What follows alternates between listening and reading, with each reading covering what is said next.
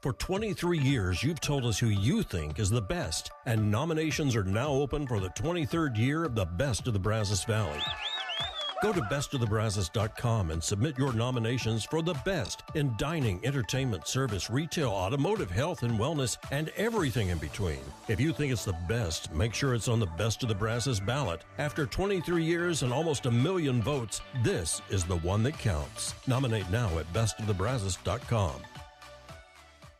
Texas is in a long-term drought, and Hargrove Crop and Ranch Insurance Agency is here to help Texas farmers and ranchers. Currently and actively involved in the farming and ranching industry, the agency started in 1983, is an Aggie and family-owned and operated agency aware of your needs. They're a statewide multi-peril crop and rangeland insurance agency providing coverage against drought on crops and rangeland. To find out more and check insurance deadlines, visit hargroveinsurance.com. That's the Hargrove Crop and Ranch Agency. Are you ready? The toughest sport on dirt is back for an all-new 2023 season. Join the party and come watch the Cowboys of the PBR Pendleton Whiskey Velocity Tour ride the rankest bulls on the planet. The Aggie Land Classic, April 28th and 29th at Reed Arena on the campus of Texas A&M. Get your tickets today at pbr.com and reedarena.com and find out what it means to be cowboy. The flagship station for Aggie Athletics is The Zone. Whenever the Aggies are playing, you can hear them right here at 1150 and 93.7 FM.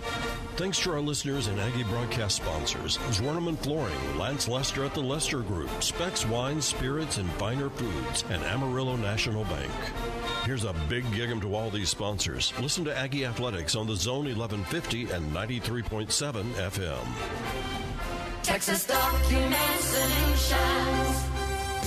Jim Persley is the owner of Cliff Jones RV and Tractor. Jim, what's your experience with sharp copier printers from Texas Document Solutions?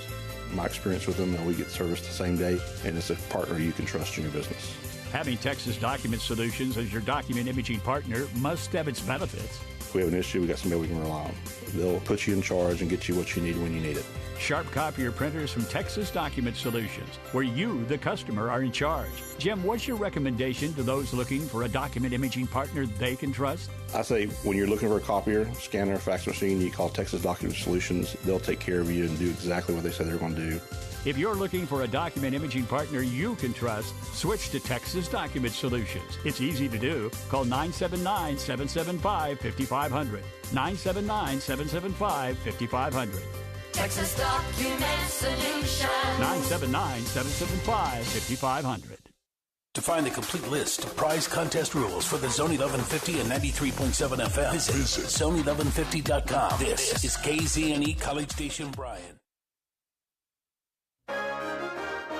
From WTAW, I'm Chelsea Reber with a news update on the Zone.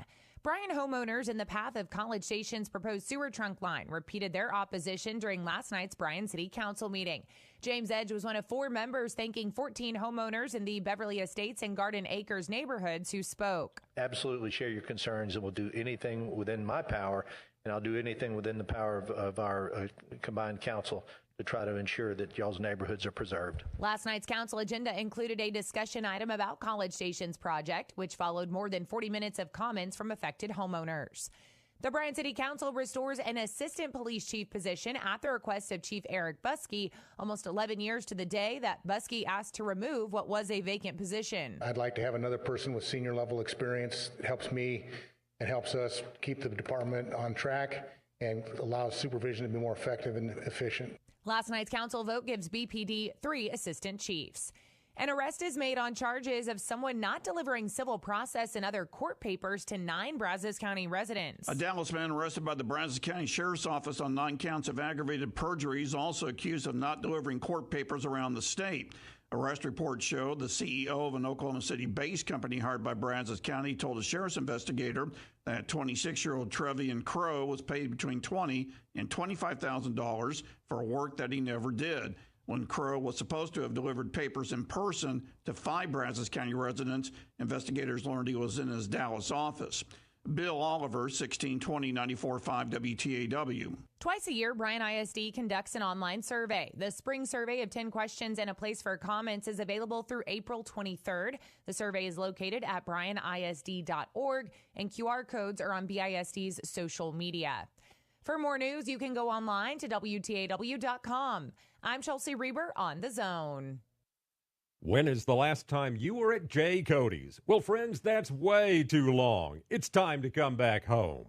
We still have all your favorite meats, from our mouth-watering smoked brisket, sausage, and turkey to our delicious mesquite grilled steaks. And don't forget J. Cody's refillable sides, especially their famous Cody corn, all served right to your table. Located on South College in Bryan.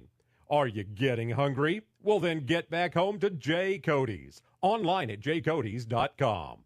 Spring is in full swing at Big Shots Golf. Come play at Big Shots Golf for only $10 a person during the week. That's right, only $10 a person per hour, and players 5 and 6 are free.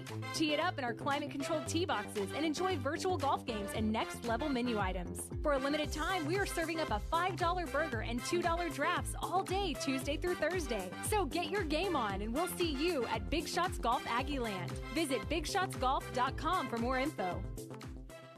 Good morning, sports fans. I'm Sean Burnett with your Aggie Sports Minute on The Zone. This update is brought to you by Hilco Metal Roofing and Supply. Call 936-825-0500 or click HilcoSupply.com. Aggie baseball dropped their midweek game to UTSA last night. The Roadrunners scored 5 in the first 2 innings and held A&M to just 1 run. Troy Wanting made his second straight midweek start and struck out 4, but couldn't make it out of the second inning after allowing 5 hits. He took the loss and is 2-2 on the year. Head coach Jim Schlossnagle said this wasn't unexpected. I warned our team of this yesterday, which maybe that was too much for them. I tried to warn them of it. Number one, UTSA is really good. They're really good.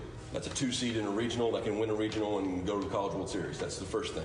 The Aggies will have another quick turnaround, jumping back into SEC play Thursday for a home series versus Missouri. The game is set for a 7 o'clock start. You can listen on The Zone 1150 AM and 93.7 FM. Texas A&M softball standouts Keely Williams and Coco Woolley garnered SEC Weekly honors. Williams was named Freshman of the Week, and Woolley earned Co-Player of the Week recognition. The team will take on Louisiana tonight in midweek action. The game has a 6 o'clock first pitch, and you can listen on Gospel 97.3. The number 13 Texas A&M women's golf team is set to compete at the 2023 SEC Women's Golf Championship beginning today and running through Sunday. The maroon and white will tee off this morning at 8:50. And that's your Aggie Sports Minute, brought to you by Hilco Metal Roofing and Supply. On The Zone, I'm Sean Burnett. Every Tuesday at 1:55 on the Louis Bellina Show, it's the mascot of the week with Long Way Home Adoptables, and thanks to Waggy Pet Zone. How do service dogs learn to perform complicated tasks for their person? Find out by attending Waggy Pet Zone's basic and advanced service dog group classes or private lessons. Sign up at waggypetzone.com. It's the Louis Bellina Show, Monday through Friday, 11 to 2, and brought to you by B&B Automotive and Superior Auto Service. If I'm going to do this, I'll need my news team at my side.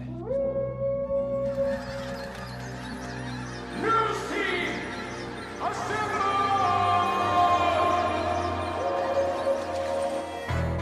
Howdy, Aggieland. Welcome to the SEC. Our program will be built on 4 principles in which I talk about all the time: toughness, effort, discipline, and pride. Dang it! I'm going to have to buy that boy cream cone. Now I'm distracted on my point. What were we talking about? It's bull crap. All I care about is winning. Show me the dang baby. You do it till they do it right, and then you do it till they can't do it wrong. Go get him! Why are you dancing around? Eat him like he's a steak.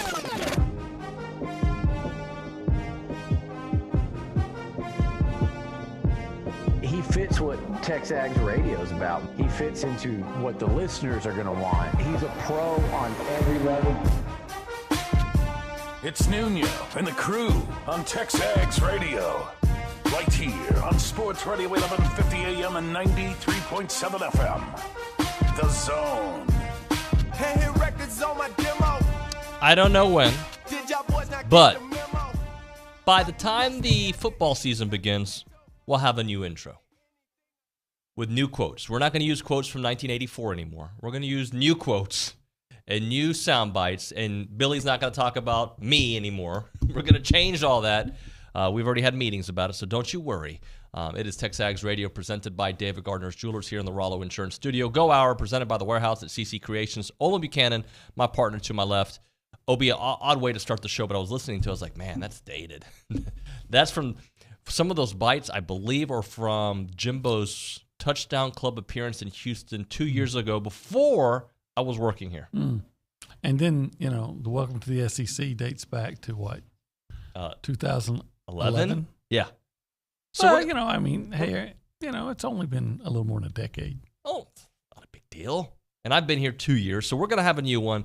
And honestly, the part of the reason we took so long was we had our friend there in Norman, Oklahoma, who emails or texts the show all the time, Dave, who was telling us, negative Dave, I should say, that we needed to change it. And because he was asking so much, we decided, no, we're not going to change it. We're going to keep it going. You showed him. I've turned over a new leaf. But now he's going to get his get his way, right? Yeah. The squeaky wheel gets the oil. The squeaky wheel does get the oil. So baseball. Yep. Baseball. So baseball yesterday, not the best performance. And we're going to play Schloss sound here in a moment. Let's just say I love his press conferences after wins, and I love his press conferences after losses because he tells you what he's thinking. We don't have to play it yet. I just wanted to get your response. Well, that's what I was waiting for. He's an honest guy. Yeah. I've never felt like I've seen anything that was just trying to spin something, He just tells you what he's thinking. Yeah. When he thinks it. All right, since I set that up, that soundbite up so poorly, let's listen to Jim Schlossnagle after yesterday's loss, 5-1 to UTSA. You have to give every ounce of credit to UTSA. We get out hit 13-4. Until the 8th inning, they hadn't given up a free base the whole game. They walked the leadoff hitter of the 8th and the leadoff hitter of the 9th. It was the only free bases, right? Well, and then they had the wild pitch, so that's 2 more. But we didn't give up that many free bases, but they got the hits. They got did Taylor get a 2-out hit, and then the guy down at the bottom of the order got the double down the right field line. I think that was with 2 outs. I think so. They got the timely. They just beat us in every phase. So way more concerned about how we respond and play on Thursday than this is over with. It's over with. Hey, David, do you want to hear the sound you actually wanted now? No, that one's fine. We'll use that one. Okay. We can use that one. I realized I played the wrong one, but it's all right.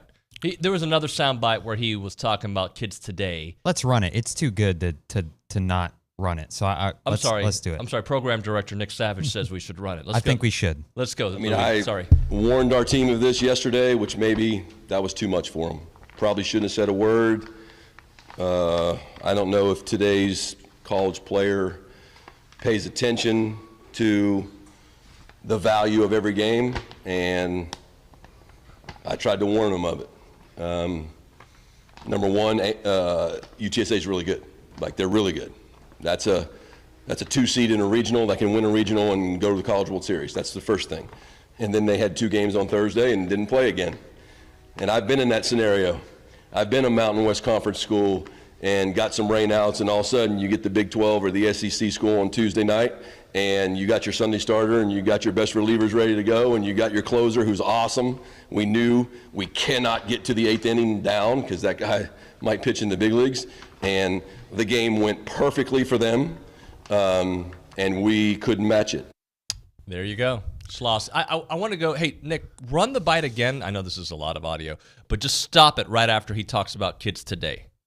I warned our team of this yesterday, which maybe that was too much for them. Probably shouldn't have said a word.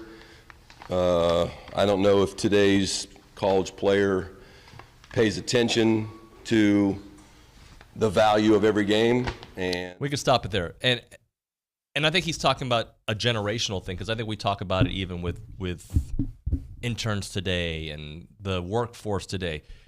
We are the old guys on the lawn. Get off my lawn. But that being said, there is a different growth factor, and these college kids are asked to be grown-ups real quick in today's landscape.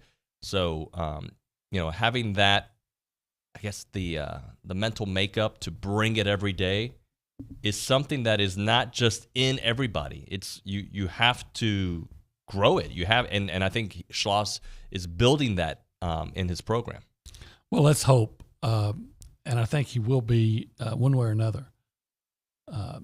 As you grow things, you might have to pull some weeds, right? His frustration, obviously, it doesn't just ooze out of that press conference. It's erupting. I mean, he's not yelling and screaming, but you can not just hear but feel the frustration from him, and he was upset. By the way, I don't blame him. Losing to UTSA, it's not a death sentence. Like, this is as he said, a team that can get a 2 seed in a regional and go to the College World Series. This is an excellent team. I think he is talking more systemic throughout this season that they're not getting the pitching, and if they don't have, by the way, as you mentioned before the show, giving up 5 runs, you can win that game. But typically, you need your offense to be so good so often, right? That's why even Bronny said last year, this is not a sustainable model, which is why they have done such a good job recruiting high school kids and trying to get the right pitcher. You get an ace for a Friday night, it sets the tone. Nathan Detmer has been that guy at times, hasn't been him enough. Luckily, we saw a better version of him on Friday or Thursday. I'll look at it this way.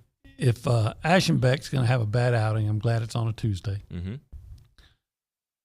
The pitching could have been better, but that's not what got you beat. It's guys up and down the lineup, 4 hits against UTSA. And I'm not trying to demean UTSA. No. But you go up against SEC pitching every weekend, and you've been scoring 8, 9, 10, 11 runs. And then you come in against UTSA and get 1 in the 9th. And that makes you wonder, maybe the UTSA pitchers were that good. I think their closer. I think they threw 5 pitchers. Their closer is like MLB good. Okay, well, when did he come in? I think in the 9th. Okay, so what'd you do in the previous 8 innings, yeah, right? Yeah. So that probably, I think that's where what he's without saying it exactly. I think that's where his frustration is, that we've got guys that we know can hit the ball, hit it a lot off good pitchers, and we come in and get 4 hits against UTSA. Who are these guys? Yeah. Who are they? I mean, are you that guy that goes against Auburn and score? What do they have against Auburn that last game? 11 or something like that? I can't even remember. But they were scoring 8, 9, 10 runs all week, all last Thursday and Friday last week. And then you come out at home and you can get 1. I think that part of that is it's just baseball. It's true. And that's part of it. Again, I think his thoughts yesterday are more about the entire season. And look, we knew, and I'm taking UTSA out of this particular equation. We knew the schedule was going to be hard to start SEC play. We knew that. Like that, there was nothing you could do about that. And sometimes a team needs to figure things out. What happens, though, if you figure things out with losses against superior teams, do you ever really figure it out? Right? Like, or there's the flip of that. Ole Miss football figured things out against a very soft schedule early on in football, and then the reality hit them. Aggie baseball got hit with reality early on, and the pitching hasn't been what we expected. And if the pitching isn't what you expect, it's going to be very hard to win in this league. And yesterday was not this league, but was against a top 25 team with a really good pitching staff who was gearing up for this game, stewing or waiting for a game since Thursday. Yeah, and then their last game before they played A&M, they lost 12-10 to Charlotte. Mm-hmm. And then not long ago, they lost 6-9 to Incarnate Word, 9-6, I should say. And on March 25th, they gave up 13 runs and lost to Rice. So to come out and score 1, I don't know. You may be talking about, maybe he was talking about the whole season, but it sure was that apparent lack of focus and maybe even effort. Yeah. That I think had him upset. I don't blame him. All right. If you want to be a part of the conversation this morning, you can do that multiple ways. You can text us on the A&B text line 979-693-1150. A&B, a College Station branch of the Amarillo National Bank. Good Texas banking. The website, amb.com. We go behind the glass. Nick Savage is with us. Nick, good morning, sir. Howdy, good morning, y'all. Sorry to be program director back there. I just wanted to hear the sound, and I made a mistake, so that's my fault, David. But hey, I mean, game last night, I feel like you can chalk it up more to anything than that's just baseball. I mean, some nights you're just going to come out and not hit very well. And, like y'all were saying, good pitching staff. They had a lot of depth last night, and they used it to their advantage.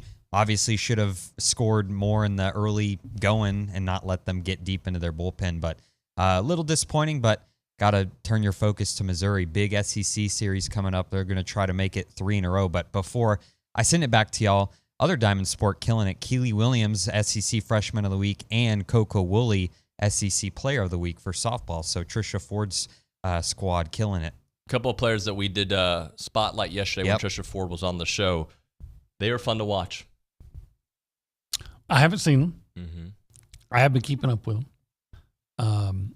I think that they are, I don't want to call them overachieving, but they may be already exceeding expectations. Yeah. And they're right in the mix. They're right. I mean, there's the top 2 teams. Is it Kentucky and Georgia? And then there's a little group of 3 or 4 teams right there in that next mix, and they're right there. So let's keep it going. Let's go to the News and Social Center. Anna Rosa Peterson. Good morning, Anna Rosa. Good morning. And to continue that thought, softball plays tonight. The number 21 A&M softball team will continue its 9-game homestand with number 25 Louisiana tonight at 6 p.m. at Davis Diamond. So be on the lookout for that. Just some other news. Brittany Griner is writing a book about her experience being detained in Russia. So that will be released in spring of 2024. Should be an interesting read if you do choose to pick it up. Any thoughts there? Let's see. I wonder what it says. I broke the law in another country. I got arrested. I got put in jail for it. It's crazy how that happens. Yeah, but she says wrongfully detained. She was politically used. Well, she was, but if you don't break the law that you know they had, then are you going to be?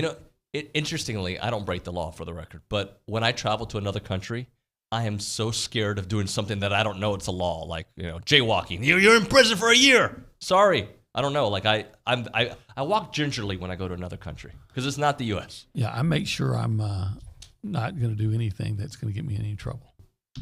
But like I don't drive. Oh, okay. I don't drive in Mexico. Stop you and say, you were going too fast. I was going under the speed limit, sir. You're going too fast. So then you're like, well, will this $50, will this cover my fine? Yeah. Okay, how about 100? Okay, now no, I don't want to be in that situation. I know people who have. Mm-hmm. So, yeah. Yeah, not worth it. Definitely a lesson to all of us to not walk the fine line. Yes, be careful when you travel in Russia. That's the bottom line. Yeah. What else? In some other news in men's golf, the final round rally came up short for the A&M's men's golf team as the Maroon and White finished second at the Aggie Invitational. And then in track and field, the women's track and field team will return to California to compete in the Mount Sac relays at Hilmer Lodge Stadium. This will be Wednesday through Saturday. Thank you very much. So you're saying they're going back to Cali? Going back to Cali. Oh, see, snap. Your answer should have been, yeah, I think so. By the way, we're coming back with that song during your hour. That's what we're doing here on the program. I wonder if OB was locked away in a Russian jail for, 14 months. How long do you think she was in there? I don't know. Let's just call it 7 months, all right? And he has this big beard, and they fly him back to the U.S., first place he goes because he's hungry. Yeah, I'd be hungry.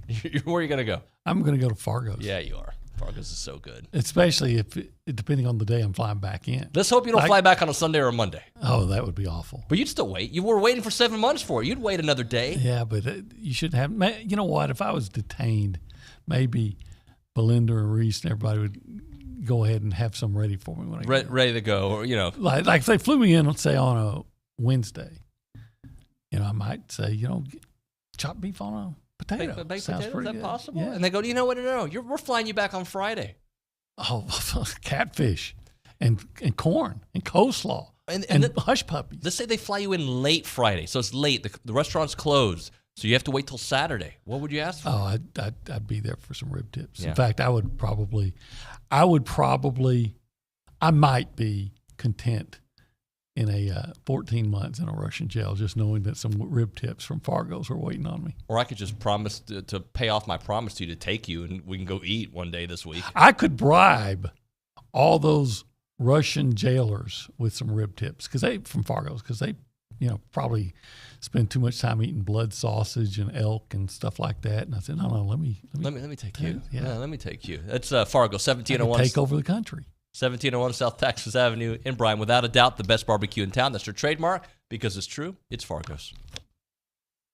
I'm Chelsea Reber with your community calendar on the Zone. The 12th Cant Texas A&M's Food Pantry is taking on rival SEC universities during SEC Food Fight 2023, running through this Thursday. There are several donation locations across campus. Monetary donations can be made at tx.ag/SEC Food Fight. The annual Clay Shootout benefiting Blinn College students and programs is this Friday at the Boswell Porter 4-H Shotgun Range.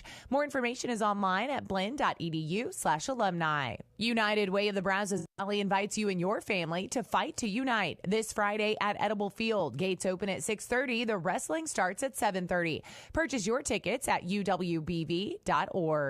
Your home for Aggie baseball is the Zone, 1150 AM and 93.7 FM. Your home for Aggie softball is Gospel, 97.3 FM. Listen to both at radioaggieland.com. That's your community calendar. I'm Chelsea Reber on the Zone.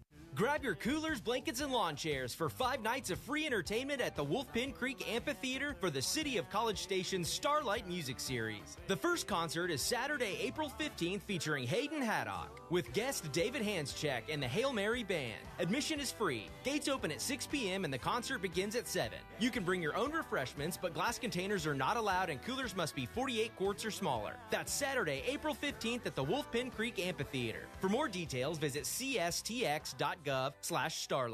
Howdy, I'm Steve Bledsoe, Senior Vice President at VeraBank. Whether you're looking for a safe place to keep and grow your money, funding to help your business expand, or financial advice to ensure you're on track for retirement, VeraBank has you covered. We take a genuine interest in your needs and working to find the best solution for you. At VeraBank, we believe in giving you a better banking experience every day. Stop by our location in College Station or visit us at verabank.com. That's VERA bank.com. VeraBank, member FDIC, equal housing lender. Since 1957, Slovačić Sausage in Snook has been making the best tasting sausage in Texas from the same family recipe. Slovačić is the official sausage of Texas A&M Athletics. Whether it's from the grill to the family gathering or from the pit to the neighborhood party, serve the sausage voted best in the Brazos Valley. Serve Slovačić. Be sure to come in and check out their full-service meat market, relax on the front porch, or grab some fresh kolaches from their bakery on your way out. Slovačić Sausage, Highway 60 in Snook. You know how the Zone and the Louis Bellina Show want to send you to all the places you want to be?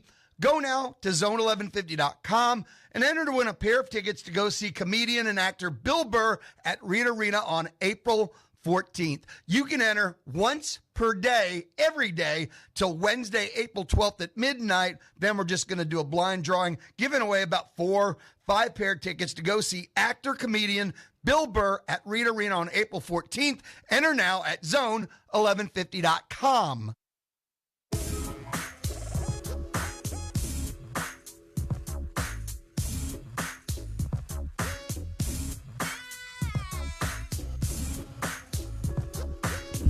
That's not the song you wanted. No, that's not the song you requested, or you were talking about. You can keep it going. I wouldn't have known that song except I was back then. When that song was popular. I was playing. I was covering junior college basketball. Yeah, they have a real good junior college league. And they were always playing that. It's under the same name. It's going back to Cali. This is the Notorious B.I.G.'s version of the song. But you were, I think, referring to LL Cool J's version of the song. I would not have known. But you didn't know that was LL Cool J? No, I don't. Again, I don't really.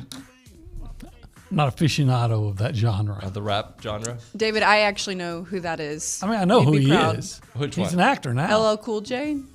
Does he sing Mama's Gonna Knock You Out. He does. Well, he raps Does it. he actually sing it? Oh, well, you know what I mean. Yeah, Okay, he does. That's all I know from him. There we go. Do you guys know what LL Cool J stands for? Do not. I don't. Lovely ladies love. Wait, ladies love Cool J. I believe it's ladies love Cool J. Something to that effect. I should know more because Billy's going to call me out on it and be like, dude, you always say things that you don't know the full story on. Yes, it's ladies love Cool He's an J. actor now, right? He is. He's on one of those CSI shows or FBI shows, one of those shows. I don't know. Hey, we're TexAgs Radio. Did you know that? I did. And we are presented by David Gardner's Jewelers. You knew I knew that too. Yeah. And we're in the Rollo Insurance Studio. Yes, we are. And it is the Go Hour. It is. Presented by the Warehouse. CC Creations. CC Creations, correct. It's Olin Buchanan, David Nuño, Anna Rosa Peterson, Nick Savage behind the glass. I've got some things I want to get into this segment, but I'm just going to throw it out loud. I saw that Mikael Mitchell, the Arkansas twin, one of the twins, is in the portal. Huh. Does he intrigue you at all? Yeah, I mean, he's a rim protector, if it's the one I'm thinking. Yes. Well, and I think his brother started more than he did. Okay. His brother has not entered the portal yet. I'm going to say yet because I believe they've already been on 3 teams together. Wow. So this would be their 4th team to be it. I felt that they were at Arkansas longer than just a season, but I guess they were at Maryland before that. Yeah. Well, I mean, he's a 6'10" guy, I think. So 6'10", 240. Yeah. 3.5 rebounds per game. Not as much as I'd like, but those two guys together, there's no offense coming from that, but they are going to protect the rim. I think his brother's actually, I'm not going to say, a force offensively, but no. But he can I think his score. brother's name is Mekhi Mitchell, if I remember correctly. But yeah, I think a 6'10", 240-pound guy is going to get just about anybody's attention. Mekhi, I'll take Mekhi's numbers: 7 points a game, 5.3. Shoots 66%. His free throw percentage, just because we're a good free throw shooting team, not the best. 65% this year. Last year, 52%. I'd take him. You know what? I'll let Buzz make that call because he knows how to get the right guys for what they want to do. So, well, I do think A&M could seriously need some more size because first of all, Coleman's 6'8". There's a lot of 6'8" guys out there. A lot of them play on the wing now. Yep. And then Marvel's 6'9". And then you come in with Solomon Washington and Anderson Garcia. Anderson Garcia 6'7". Solomon's probably what is Solomon? 6'6" maybe? Yeah. So need some size. Yeah, you do. But I like seeing names out there just to see what kind of interest they have. By the way, Solo is listed at 6'7". 6'7", okay. Yeah. The other thing I wanted to bring up, I know you think this, but do you think Jimbo Fisher is ranked as a top 25 coach in college football today nationally? Top 25? Probably. Yeah. I would think so. But it was funny, not that long ago, you would have said he's top 5. Top 5. Now while I've been on this show, we've said that. We'd have to ask that question now. I think he would be considered a top 25 coach. But I think his... Top 20 coach? Probably. Top 15 coach? Maybe. So Pro Football Focus has their list, and Jimbo came in at number 17. Let me go make sure I got that correct. 17. And I think that is fair considering a 5-7 season. Well, look at his last 6 seasons. Mm-hmm. Florida State went 6-6. Yeah. Then A&M went 9-4, and then 8-5, and then 9-1, but essentially a 10-win season, and then 8-4, and 5-7. So if you looked at that over a 6-year period and just took out the names, yep, I don't think anybody would say that guy who's had one really good season in 6 years would be a top 10 coach. Well, what I might counter with is people that are on this list ahead of him. Mm-hmm. They've had one good year too. Okay. So Josh Heupel, he's number 11 on the list. But he had his most recently. Most recently, yeah. Okay. I would still say that Jimbo Fisher has a much better resume. Absolutely. Yeah. He didn't forget how to coach. So I'd put Jimbo ahead. Sonny Dykes, amazing year. Still like Jimbo's resume better. Lane Kiffin, He's beat Jimbo the last couple of years, so you got to give him that. There's a recency bias when you're doing these, so I get that. I'd still take Jimbo's resume. Lance Leopold, great couple of years at Kansas. I don't think these are guys that were ranked ahead of him. I understand the Nick Sabans, the Kirby Smarts, the Jim Harbaughs, Dabo. I understand Lincoln. I think a year ago I would have made the argument that Jimbo's higher than him. Brian Kelly, recent, he's sustained excellent success. I'll give him that. Ryan Day as well. But I thought 17, considering the season that they had, was fair. But I would still let's see what that list looks like a year from now with the changes that they've made. And that's something they've got to do. But it changes. It wouldn't have been that long ago when somebody would have had to say, well, I guess Ed Orgeron's one of the better coaches. Right? It was, while I've been on this show, people had him higher than Jimbo. We did a topic about it, and that came up. And obviously, I'll give Ed this. He does have the national championship on his resume. And I think a 10-win season before that, 9 or 10-win season before that. And I think he did okay at USC, right, when he was the interim coach? Yeah. A lot of people thought he should have gotten the job. Obviously, USC, I think, knew better. I don't. When we say recency bias, and I like Jimbo, I'm glad he's the coach of A&M, and I still think he's going to be successful here, wildly successful. But when you say recency bias, I usually think of that as 1 or 2 years. What I just talked about was 6 years, and you don't want to say somebody's lost it, right? But the fact of the matter is, when you've had one really good year, 1 out of 6, and that really good year was 3 years ago, people are going to start doubting you and questioning you. Well, what I would say to that is, again, I'll bring Sonny Dykes into the conversation. Okay. Before that, 8-4, 7-3. He did have a 10-win season and a 5-win season. So, where was Sonny Dykes, and what kind of resources did he have? Resources he have. SMU, amazing resources. No. Right by 75, I-75, and TCU, and then before that, obviously Cal. So. Where there's no resources there. No, there is no. And La Tech, as you all know. All right, let's hit a break here. When we come back, I want to go into the spring game column that you had about all eyes on the quarterback. And there are a lot of eyes on the quarterback, not just here locally, but I think around the nation. So we'll do that. But before we do that, quarterbacks are young at A&M, so typically they don't have a lot of joint pain. And this is a terrible segue. But let's just say Jim McMahon, he probably has joint pain, or somebody who's been playing football for a long time, right? Or just a normal dude who does a lot of housework, his shoulder, his knees are bothering him. You don't have to live with that, guys. Call our friends at QC Kinetics. They are using the latest, most advanced regenerative medicine treatments to bring lasting pain relief, and they do it the old natural way. Regenerative medicine harnesses your own body's healing agents to restore and repair that damaged tissue. So if you got pain in your knees, in your hips, in your shoulders, and back, they will take care of you. The precision treatments are done in the office, no drugs, no downtime, and they got clinics all around America. But luckily, we have one right here in the Brazos Valley, and they've been bringing relief to thousands and thousands of satisfied patients. So if your joints are aching from arthritis or injury, look beyond the steroids and the surgery and discover the amazing possibilities with regenerative medicine. You want to be outside, you want to enjoy life, you want to be able to throw the ball with your kids, you want to make sure that you call QC Kinetics now for a free consultation. 979-452-6000, QC Kinetics, 979-452-6000. That's 979-452-6000. We are going. Are you ready? The Zone 1150 AM and 93.7 FM. High performance guaranteed. Guaranteed. It's time. Oh, here we go! Let's go!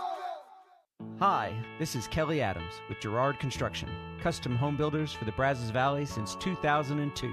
We love to help our clients take their vision and build it into reality. Our local team is hands-on and will work with you step by step, from planning and budgeting to choosing finishes and handing you the keys. All of our subcontractors are local, and most have been with us for 10 years or more. At Girard Construction, we don't just build homes, we build relationships. Let's build your dream home together. Visit us at girard-construction.com. Now, if you've got joint pain and they're telling you surgery is your best option, please stop what you're doing and call QC Kinetics. It's David Nuño here, and the folks at QC Kinetics use the latest, most advanced regenerative treatments to bring lasting pain relief the natural way. Regenerative medicine harnesses your own body's healing agents to restore, repair damaged tissue in your knees, hips, shoulders, and back. The precision treatments are done in the office with no drugs and no downtime. QC Kinetics has got hundreds of clinics all over America and thousands of satisfied patients. If your joints are aching from arthritis or injury, look beyond steroids and surgery and discover the amazing possibilities with regenerative medicine. Especially this time of year, you need to be living life to the fullest and doing the stuff you love to do. If you can get relief and avoid going under the knife, doesn't it make sense to check it out? Call QC Kinetics right now. It's a free consultation. Call 979-452-6000. QC Kinetics, 979-452-6000. That's 979-452-6000. Property tax statements. We all receive them, but at times we need an expert to help appeal our assessment. At Paramount's Property Tax Consultants in College Station, we specialize in appealing property taxes, saving property owners over $1 million in taxes last year. Whether it's your residence, investment property, or commercial property, to reduce your property taxes, trust Property Tax Consultants, 35 years of experience to deliver. Visit PropertyTaxConsulting.com for your free consultation today. Keyshawn Johnson, Jay Williams, and Max Kellerman. Jeremy Fowler, the man himself, ESPN senior NFL insider with us. This is just based on polling a ton of people around the league for years about the quarterback position. Joe Burrow, Justin Herbert, unquestionably right now top 5 to 6 quarterbacks in the league in the eyes of the NFL. Lamar Jackson is not that. Great player, been a great player. They're he hasn't stupid. been that. And those people, Jeremy, are going to be fired. They're going to be fired. Whoever thinks that he's not one of them top quarterbacks, they're going to get fired. I'm talking like top 5 to 6. Teams don't see him the way the media does. It's just the way now they see him as top 10, top 11. And teams are stupid. Yeah, but I agree, Key. If that's actually the case, they got to be out of their minds. They got to be out of their damn mind. It's Keyshawn, J. Will, and Max, powered by WC Tractor, here on Sports Radio 1150 AM and 93.7 FM. Come on, man. And with the local DBC news, LL Cool J with a triumphant comeback.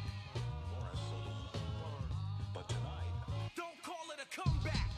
I've been here for years. I'm rocking my pants, putting suckers in fear, making the tears rain down like a monsoon. Listen to the bass go boom. Explosion. Is that what that is? I think he says explosion. You know how sometimes you make up your own lyrics to songs because it sounds like what you think it says? Yeah. I think he says explosion. I think I saw a book one time about all the songs that people fake words. Yeah. Like Bad Moon Horizon. Yeah. People always thought they were saying there's a bathroom on the right. What? Instead of there's a bad moon on the rise. Right. I'd like, we should come up with a list of lyrics that Anna Russell, why don't you Google that for us? That people like often, okay, that they mess up. I have one off the top of my head. It's a Taylor Swift song. Oh, well, then we don't know it. Okay, well, yeah, that's okay then. Well, you can go ahead. Go ahead. I was just playing with you. Well, in one of her songs, she says like star-crossed lovers, and everybody thought it was like Starbucks lovers. That was a thing. Kay can back me up on this, I know for sure. Or Kennedy would know. But anyways, that does happen a lot. And what you I'll find some examples. And what you just heard there was every 60-year-old plus man listening to the show changing the station. Just kidding, Anna Rosa. I like to give you a hard time. Or maybe they went to Starbucks. Yeah, Starbucks and Starbucks. All right, OB. Free advertising. Eyes will be fixated on Texas A&M's quarterbacks during the spring game. I think they always would be, but now maybe even more so. Well, I think a couple things are going to happen. There's going to be those who can't wait to tweet or talk about incomplete passes or the offense not. Like, there's going to be that group. And then there's going to be the other group that are, did you see that run? Connor Wegman is back, baby. This offense is, there's going to be both of those, right? There's going to be there's going to be the national columnists who just can't wait to do a little snarky tweet. And then there's going to be the faithful who are going to look at a 3-yard run and think it's the greatest thing ever. This is just a tool in the evaluation for these coaches. They see a lot more than we do. Half the field, as a reminder, right? They're doing half the field? Yes. the north side. And I believe the weather might be terrible this weekend, right? 50% chance of rain, but it's gonna at least it'll be warm. And hopefully it won't be windy because last year the guys didn't throw the ball really well, but there was a lot of wind. There was a lot of wind though. You're not going to play in a dome. No. And hey, there was a lot of wind, but how did the quarterbacks perform last year? Mm-hmm. So it was a red flag. It was.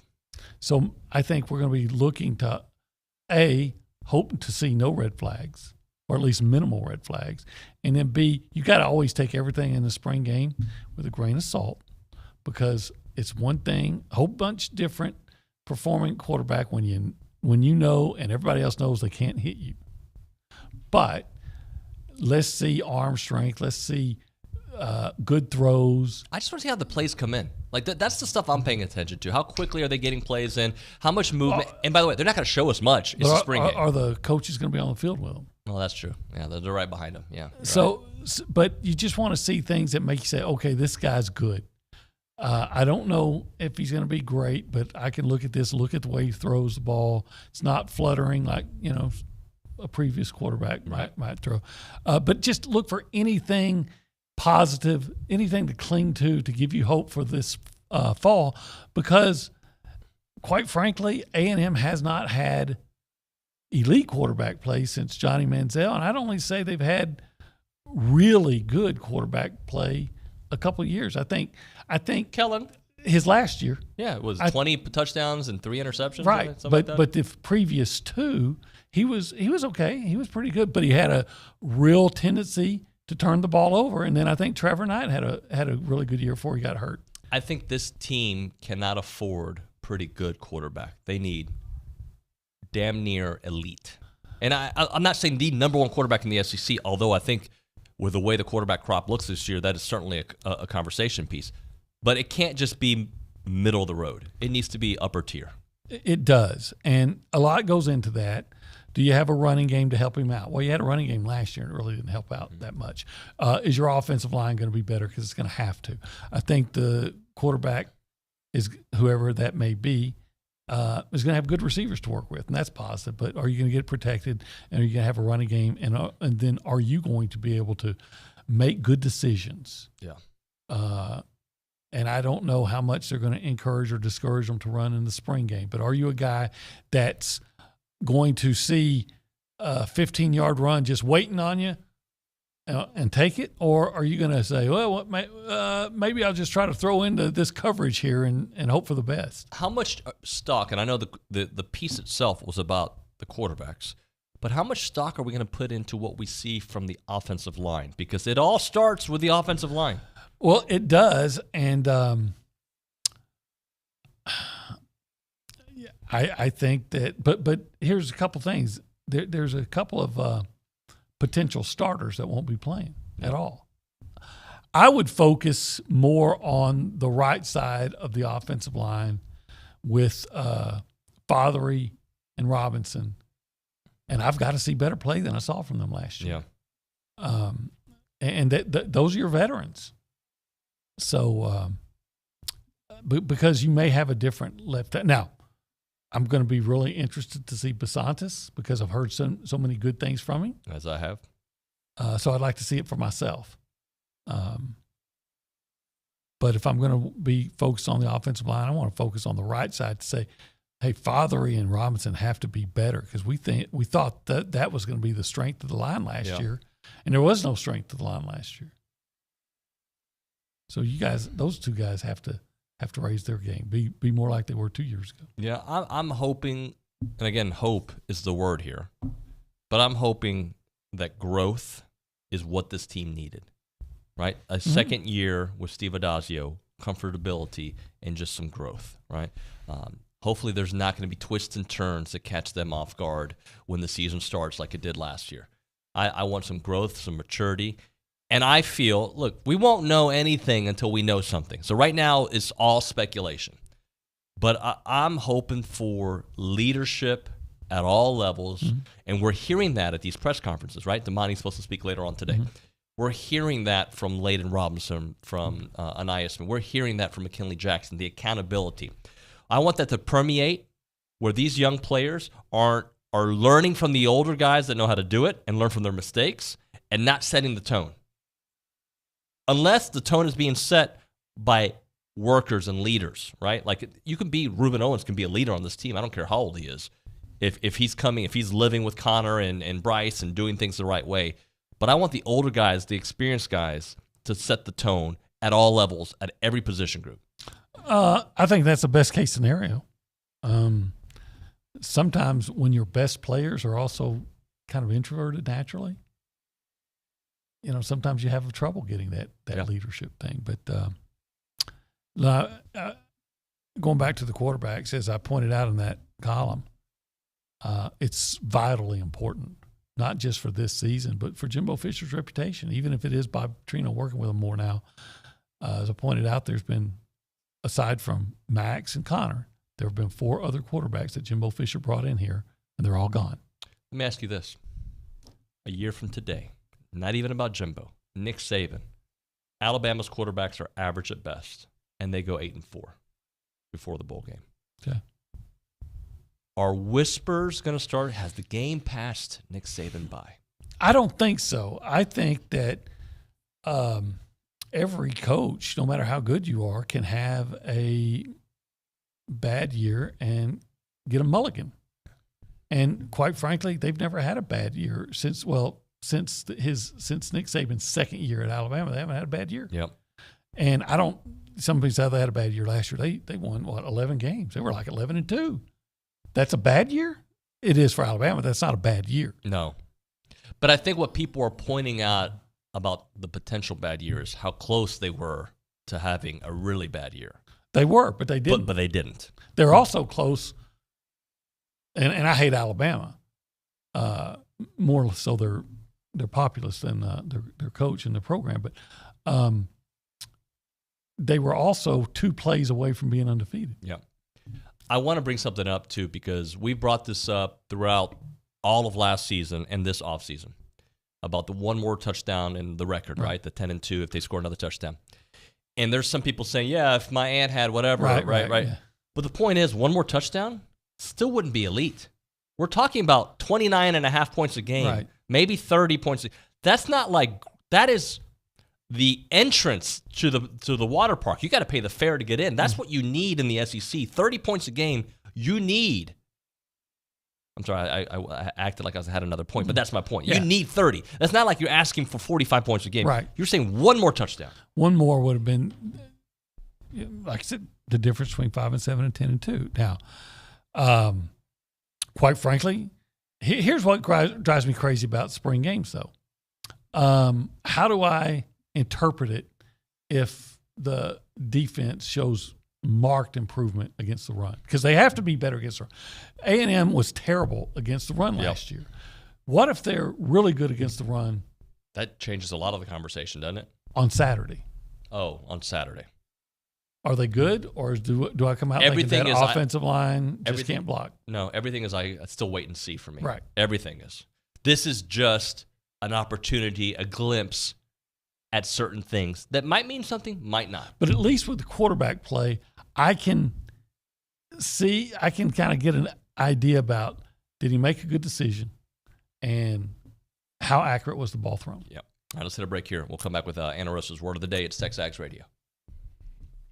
I'm Chelsea Reber with your community calendar on The Zone. The Bryan Police Officers Association is accepting applications for the Mark Hyatt Scholarship. Brazos County residents attending a university, junior college, or technical college are eligible. Apply online at bryantx.gov/police by this Friday. Bryan ISD is hosting the 2023 State Invitational Mariachi Contest. The event is this weekend at the Bryan Performing Arts Center.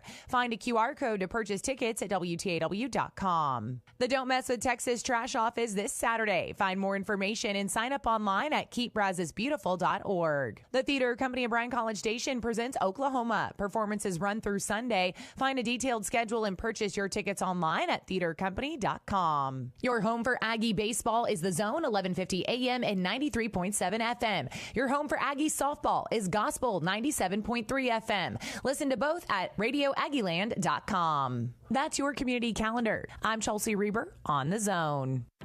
You know us through the Aggie Ring and our work helping current and former students. You also know that we work to uphold our traditions and help bring Aggies together around the world. We are the Association of Former Students, and it's our mission to provide resources, support programs, and cultivate the experiences that you know and love. But have you ever stopped and wondered why? Why does the association support Texas A&M and Texas Aggies? Why are we always here, there, and everywhere for the Aggie Network? Why do we tirelessly work to ensure that the Aggie experience is both unforgettable and life-changing? Well, you may be surprised to learn that the answer to why is as unique as your own Aggie story. That's why we created IamTheWhy.com, a place for shared Aggie stories and unique perspectives. It's where you can hear the why, see the why, and discover why Aggies like you are the why. Visit IamTheWhy.com today. If you have a debit card, you're used to spending money. But what if your card actually ended up earning you money? That's not exactly normal, but that's what you can get at A&B. It's called Kasasa Cashback Checking. Don't mind the weird name. What you need to know is that it's a free account with cash rewards. Use your debit card for everyday purchases, and we'll pay you cash back every month. If that doesn't sound like normal banking, well, guess what? We're not a normal bank. So contact A&B today and ask for Kasasa or visit ANB.com. Equal housing lender, member FDIC. Have you ever dreamed about getting into radio, sports talk radio? The Zone is hiring part-time, no experience required positions are open. You can apply now at zone1150.com. Click contact. We've got openings for TexAgs Radio, the Louis Bellina Show, and board ops to run Aggie football, basketball, baseball, Astros, and more. If you're interested, part-time, no experience required, apply now at zone1150.com. Click contact.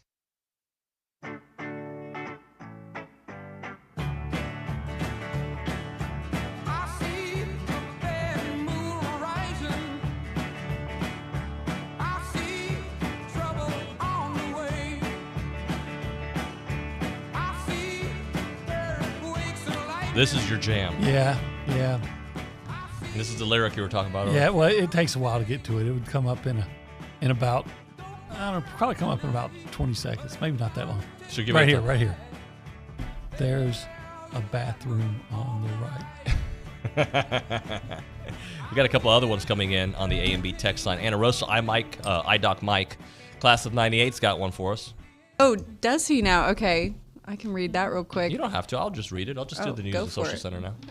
You can take over. Go-Go's song, Our Lips Are Sealed. Australians thought the song was about Alex the Seal.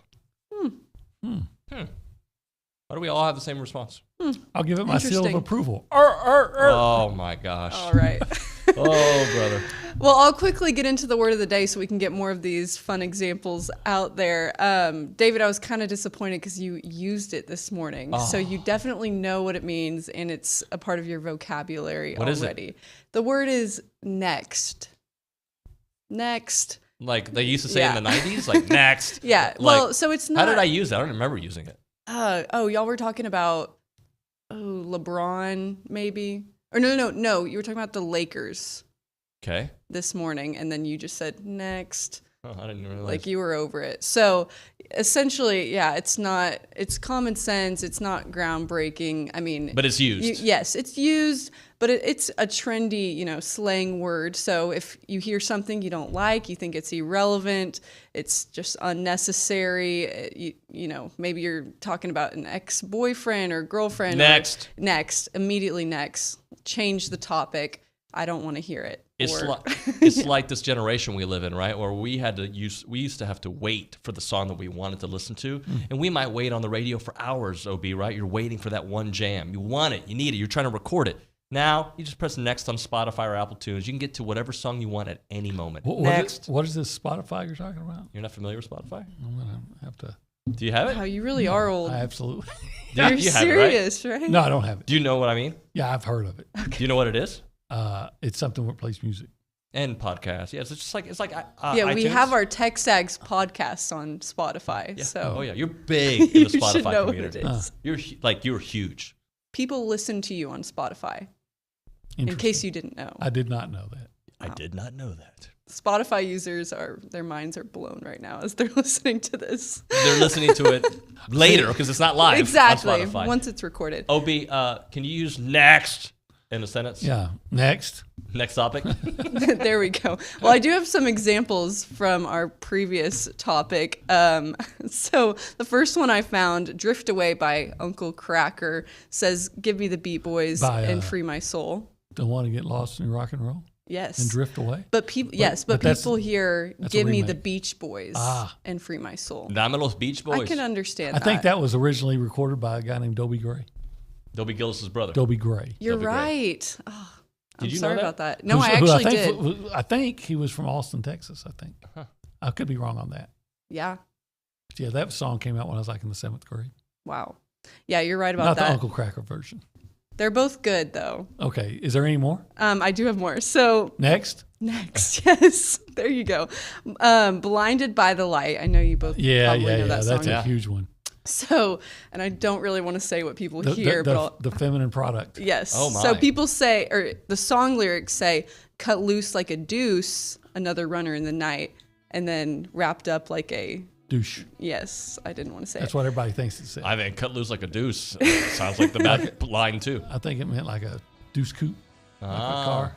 I feel like any Pearl Jam song you could kind of make up. Yeah, exactly. Make up whatever lyrics you want to whatever Eddie Vedder is saying, especially even flow. I got one more. Guns N' Roses, Paradise City. People mistake for Take Me Down to the Prairie Dog City.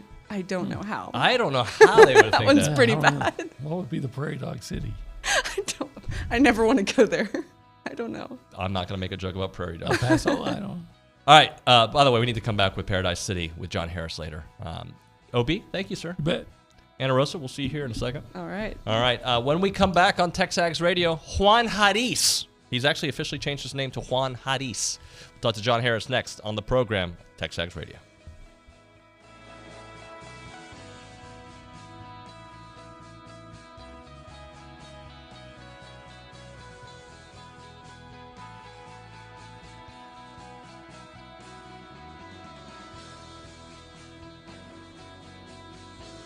You can listen to Aggie football, basketball, and baseball on your Amazon Dot or Echo. Step 1, say, Alexa, enable Zone 1150 skill. Step 2, anytime you want to hear fighting Texas Aggie football, Texas A&M women's basketball, or Aggie baseball, all you have to do is say, Alexa, play Zone 1150. It's that simple to listen to your favorite A&M teams that play on the Zone with your Amazon Dot or Echo. Make sure to say one time, Alexa, enable Zone 1150 skill. Then say, Alexa, play Zone 1150. Do you have a problem with your pension or 401k? Pension Help America connects Americans to resources that can provide answers to questions about their retirement plans. Found online at pensionhelp.org, Pension Help America is a website of the Pension Rights Center, a nonprofit consumer organization that protects and promotes the retirement security of American workers, retirees, and their families. If you have a question about your retirement plan, visit pensionhelp.org. That's pensionhelp.org. A public service message from the Pension Rights Center. Want to listen online? Not sure of the prize rules? Would you like to learn more about your favorite host? Go now to Zone1150.com. Zone1150.com. This is KZNE College Station Bryan. Aggieland's home for sports.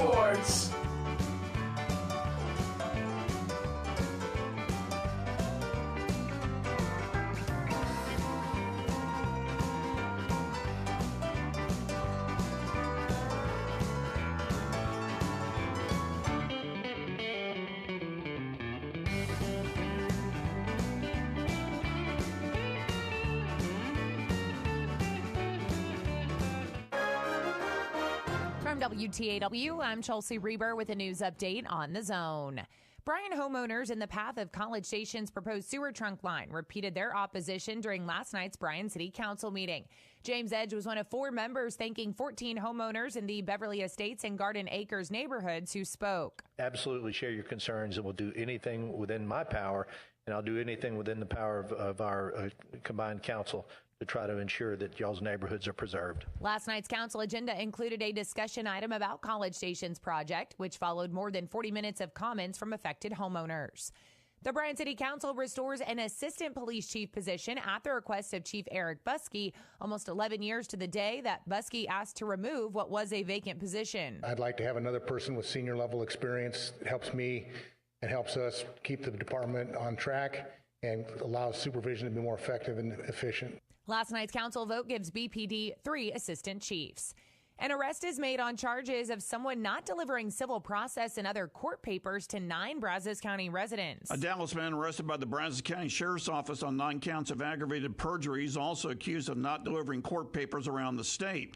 Arrest reports show the CEO of an Oklahoma City-based company hired by Brazos County told a sheriff's investigator that 26-year-old Trevian Crow was paid between $20,000 and $25,000 for work that he never did. When Crow was supposed to have delivered papers in person to 5 Brazos County residents, investigators learned he was in his Dallas office.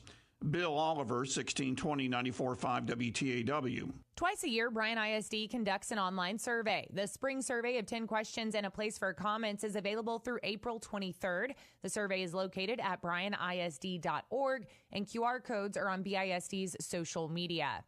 For more news, you can go online to WTAW.com. I'm Chelsea Reber on The Zone. It was this kind of hilarious moment last year where they started to try and cancel, like, dead people. All of a sudden, out of nowhere, like, John Wayne was trending. Oh, my God, did you see what John Wayne said in 1971? I can no longer tolerate dead for 45 years. John Wayne. From his Netflix specials and F is for Family, Bill Burr Live, coming to Reed Arena Friday, April 14th. Tickets are on sale now at livenation.com. Bill Burr Live. Maroon U is your ultimate stop for brand name apparel, gifts, and accessories for the entire family. From Columbia, 47 brand, Yeti, Dooney & Burke, and Adidas, we're able to outfit you for every occasion. Visit Maroon U and our family of companies on Holloman Drive in College Station to shop the latest in brand name Aggie merchandise. Shop Maroon U today, voted best in the Brazos' best gift shop since 2016. Maroon never looked so good with Maroon U. Good morning, sports fans. I'm Sean Burnett with your Aggie Sports Minute on The Zone. This update is brought to you by Hilco Metal Roofing and Supply. Call 936-825-0500 or click hillcosupply.com. Aggie baseball dropped their midweek game to UTSA last night. The Roadrunners scored 5 in the first 2 innings and held A&M to just 1 run. Troy Wanting made his second straight midweek start and struck out 4, but couldn't make it out of the second inning after allowing 5 hits. He took the loss and is 2-2 on the year. Head coach Jim Schlossnagle said this wasn't unexpected. I warned our team of this yesterday, which maybe that was too much for them. I tried to warn them of it. Number one, UTSA is really good. They're really good. That's a 2 seed in a regional that can win a regional and go to the College World Series. That's the first thing. The Aggies will have another quick turnaround, jumping back into SEC play Thursday for a home series versus Missouri. The game is set for a 7 o'clock start. You can listen on The Zone 1150 AM and 93.7 FM. Texas A&M softball standouts Keely Williams and Coco Woolley garnered SEC Weekly honors. Williams was named Freshman of the Week, and Woolley earned Co-Player of the Week recognition. The team will take on Louisiana tonight in midweek action. The game has a 6 o'clock first pitch, and you can listen on Gospel 97.3. The number 13 Texas A&M women's golf team is set to compete at the 2023 SEC Women's Golf Championship beginning today and running through Sunday. The maroon and white will tee off this morning at 8:50. And that's your Aggie Sports Minute, brought to you by Hilco Metal Roofing and Supply. On The Zone, I'm Sean Burnett. Every Friday, noon till 1, we go inside the pit on the Louis Bellina Show with barbecue pit master, the Smokin' Aces competition team, Bryce Jones. Inside the Pit, brought to you by Dixie Tire Company. Family owned, serving the BCS for over 35 years. You need tires for your truck, car, tractor, trailer, lawnmower, even your wheelbarrow. It's Dixie Tire Company. Join me, Louis Bellina, and Bryce Jones inside the pit Fridays, noon till 1.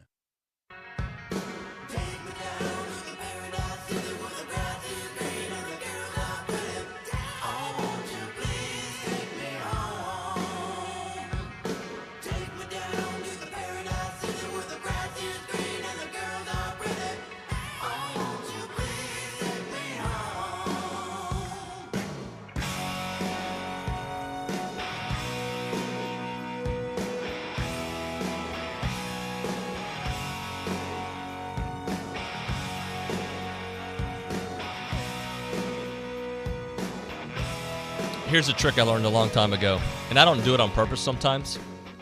But when you see somebody wearing something that you really like, you mention it, and then you hope that they're like, dude, I know the equipment manager. I can hook a brother up.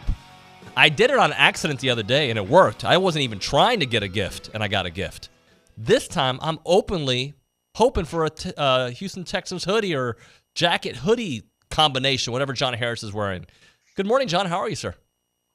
Well, I'm doing well. I wish I could tell you I had the hookup, but I think this one came straight out the bank account, to be honest with you. So, yeah, it's a pretty comfortable one. But this is, I think, circa 2017. So nice. This has got some rings around the tree limbs, if you will. So, yeah, it's been there. John, but it's cool though. It wouldn't fit you though. Even with those guns of yours, this wouldn't fit you. This is not a schmedium. Thanks, John. Even my brother's joining in on making fun of me. Thank you, John. I appreciate that. Yeah, absolutely. Hey, John, I mean, come on, man. We're all envious when you start moving and you see the guns and everything. I mean, come on, man. We're all envious because you're like 29. And, you know, you got guns of a 21-year-old. So, yeah, we're all envious. Just trust me. When we make those comments, it's all in envy and jealousy than it is anything else. Well, John, you were with me back in the day.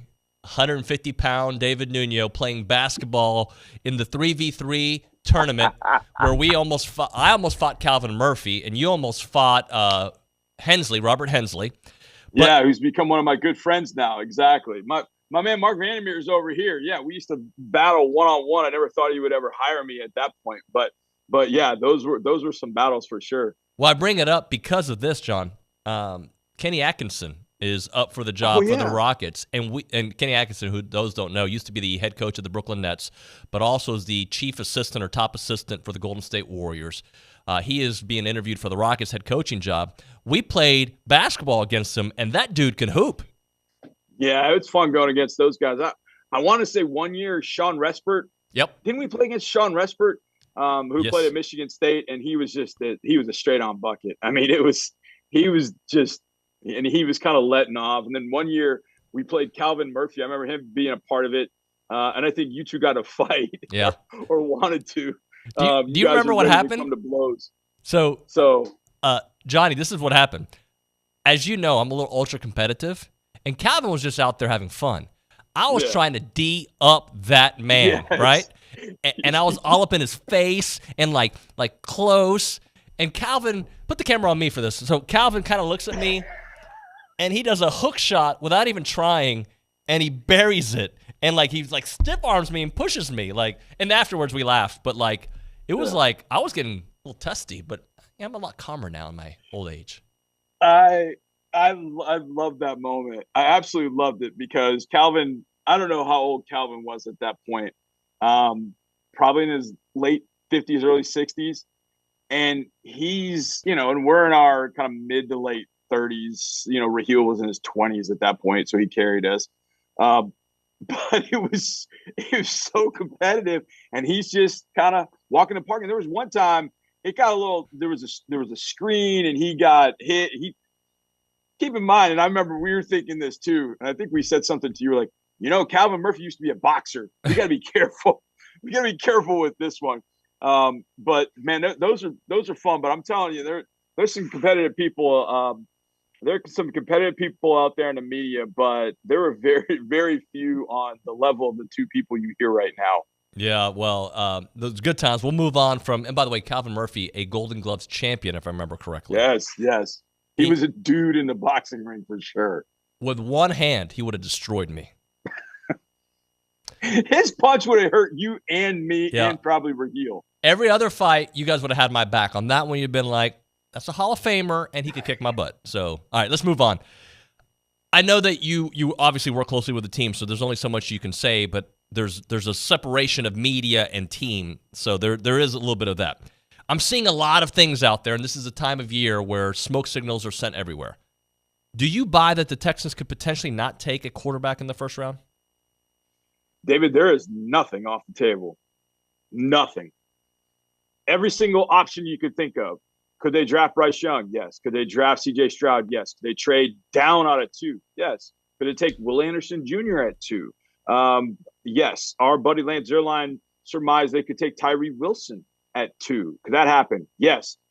Could they just bypass quarterback entirely in the entire draft?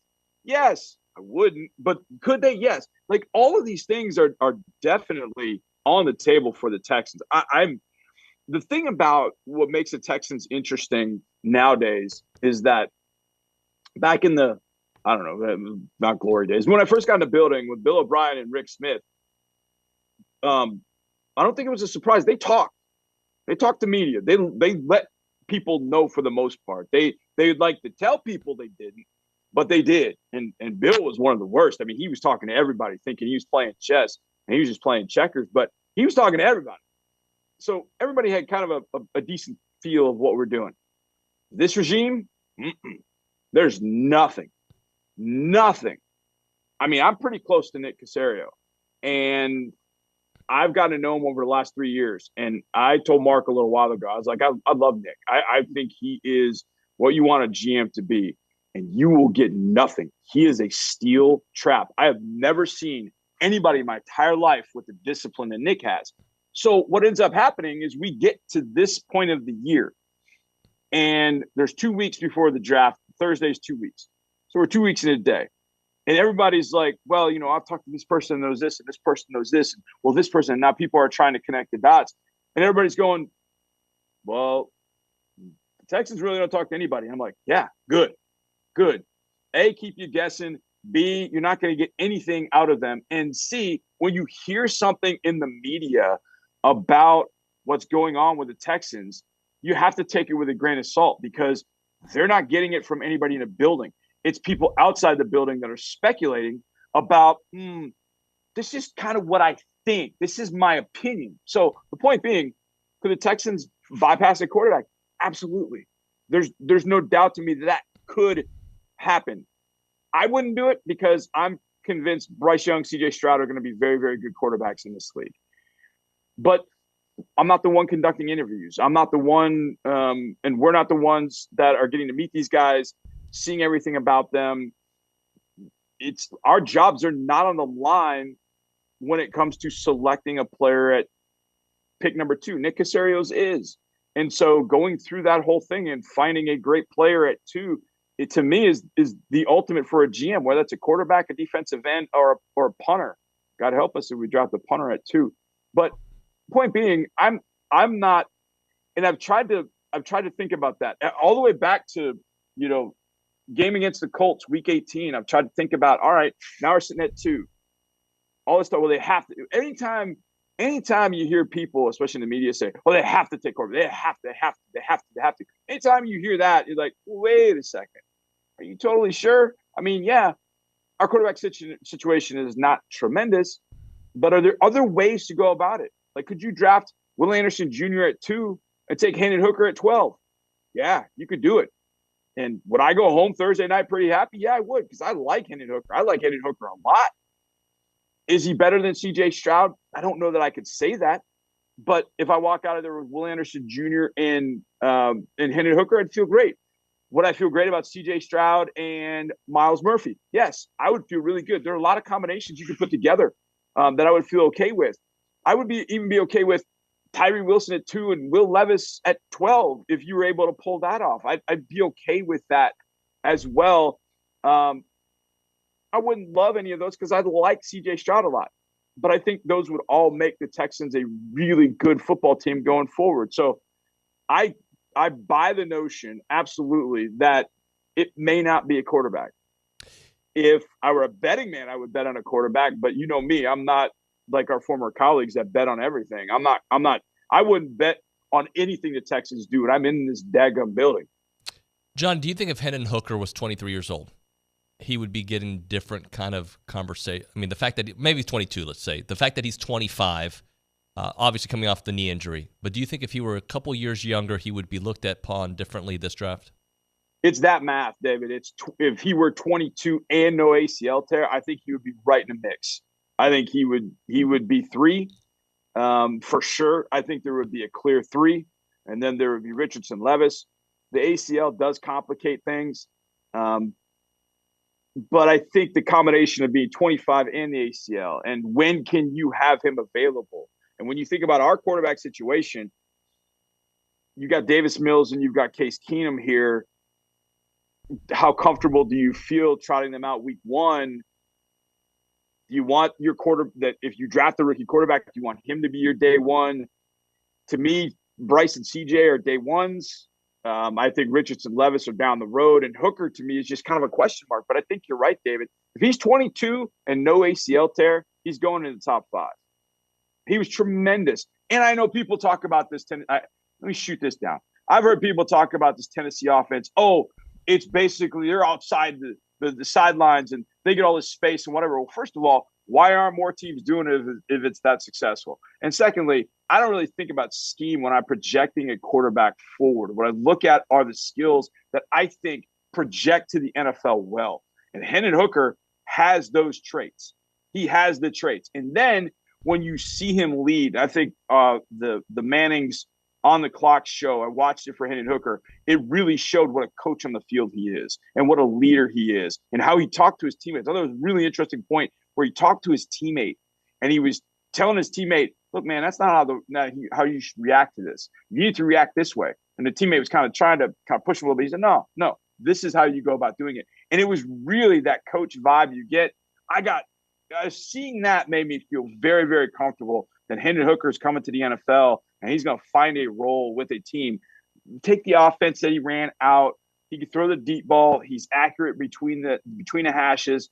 He's got the ability to get out of the pocket. My comp to him back in May was Jacoby Brissett, and I still would go with that. I still think Jacoby Brissett is probably a pretty good comp for him because Jacoby would scramble to throw, but he'd run on you if he needed to. But he could zip it, and I think Hendon could do that as well. So I would love to see Hendon Hooker in this building. I just know that there would be a lot of panic in fans like, well, what are you going to do to start the season? And again, I think there's and D'Amico talked about this Tuesday, yesterday. He said, we don't have to do things right away. We got to just settle in. You can't take all the pressure. The quarterback can't take all the pressure of what this organization has been and what it hasn't been. You got to just go play and just let's settle in and do this the right way. So when I heard that, I was kind of like, maybe it isn't quarterback, or maybe it is a guy like Hendon Hooker. Maybe it is Will Levis, somebody that we've got to sort of wait to see what they can do. And that was kind of playing with Davis Mills, but then Tyrod Taylor got hurt and Mills had to go in a lot earlier than he should have been. So all that being said, yeah, I think Hooker at 22 with no ACL, I think he's top 5 for sure. Talking to John Harris here on TexAgs Radio. John, is there a feel for what the Panthers are doing? And I don't necessarily mean who they're going to draft, but just maybe their strategy. It feels all over the place. Again, I don't know. I'm not in the building, but is there a feel for what direction they want to go? Not really. What it does feel like they're doing is they're fishing in the Texans pond and see if they can get Nick to bite, to see if they can pull back in a little bit that they traded for. People have said, that I was on the air that day Clint was out, and I was actually in the afternoon show when that happened. And I was on with Ron and Show Hughley here in Houston. He was like, oh, they got their guy. I was like, no, I don't think so. I said, I think they want to come up and control the situation because at 9, they can't control. Everything is dictated to them. And they weren't going to 2 because the Texans, I don't think we're going to trade out of 2 at that point. And getting to 3, they might get the third best quarterback. But by getting to 1, they control the whole thing. So now they're in control of, all right, which guy do we like? Do we like both guys? How close are we with both guys? And I think that's the way they felt. And so now I think kind of the strategy with the Panthers is we have a guy we like better than the other guy, but we're okay with both of them. And because we're okay with both of them, let's fish in these waters and see if we can get Nick and the Texans to bite. And as of now, the Texans they're not biting. And so at some point, I think they'll declare, all right, this is our guy. My gut has told me all along it was Bryce Young. I said that afternoon, CJ Stroud, but I knew deep down, I don't know if that's it, but because I want Young here in Houston, I think that's why I said Stroud. But I think it's Bryce Young for them. That's my gut. But we'll see. I think they're fishing in the Texans' waters to see if they can get Nick to bite on giving them a draft pick to move down 1 spot. And then they'll take whichever guy the Texans don't. If the Texans end up taking a quarterback, man, would that be something? They trade up to 1 and we're all thinking it's a quarterback, and all of a sudden it's Jake Podlesh, the punter from Maryland at 1. Well, that would be something for the draft party. Johnny, Odell Beckham to Baltimore. Look, I don't know if he's still got something or not, but I do think it is a brilliant play by Baltimore. And let me know your thoughts, because I think he's an enticing enough talent and persona to make Lamar be like, I want to see what we can do here.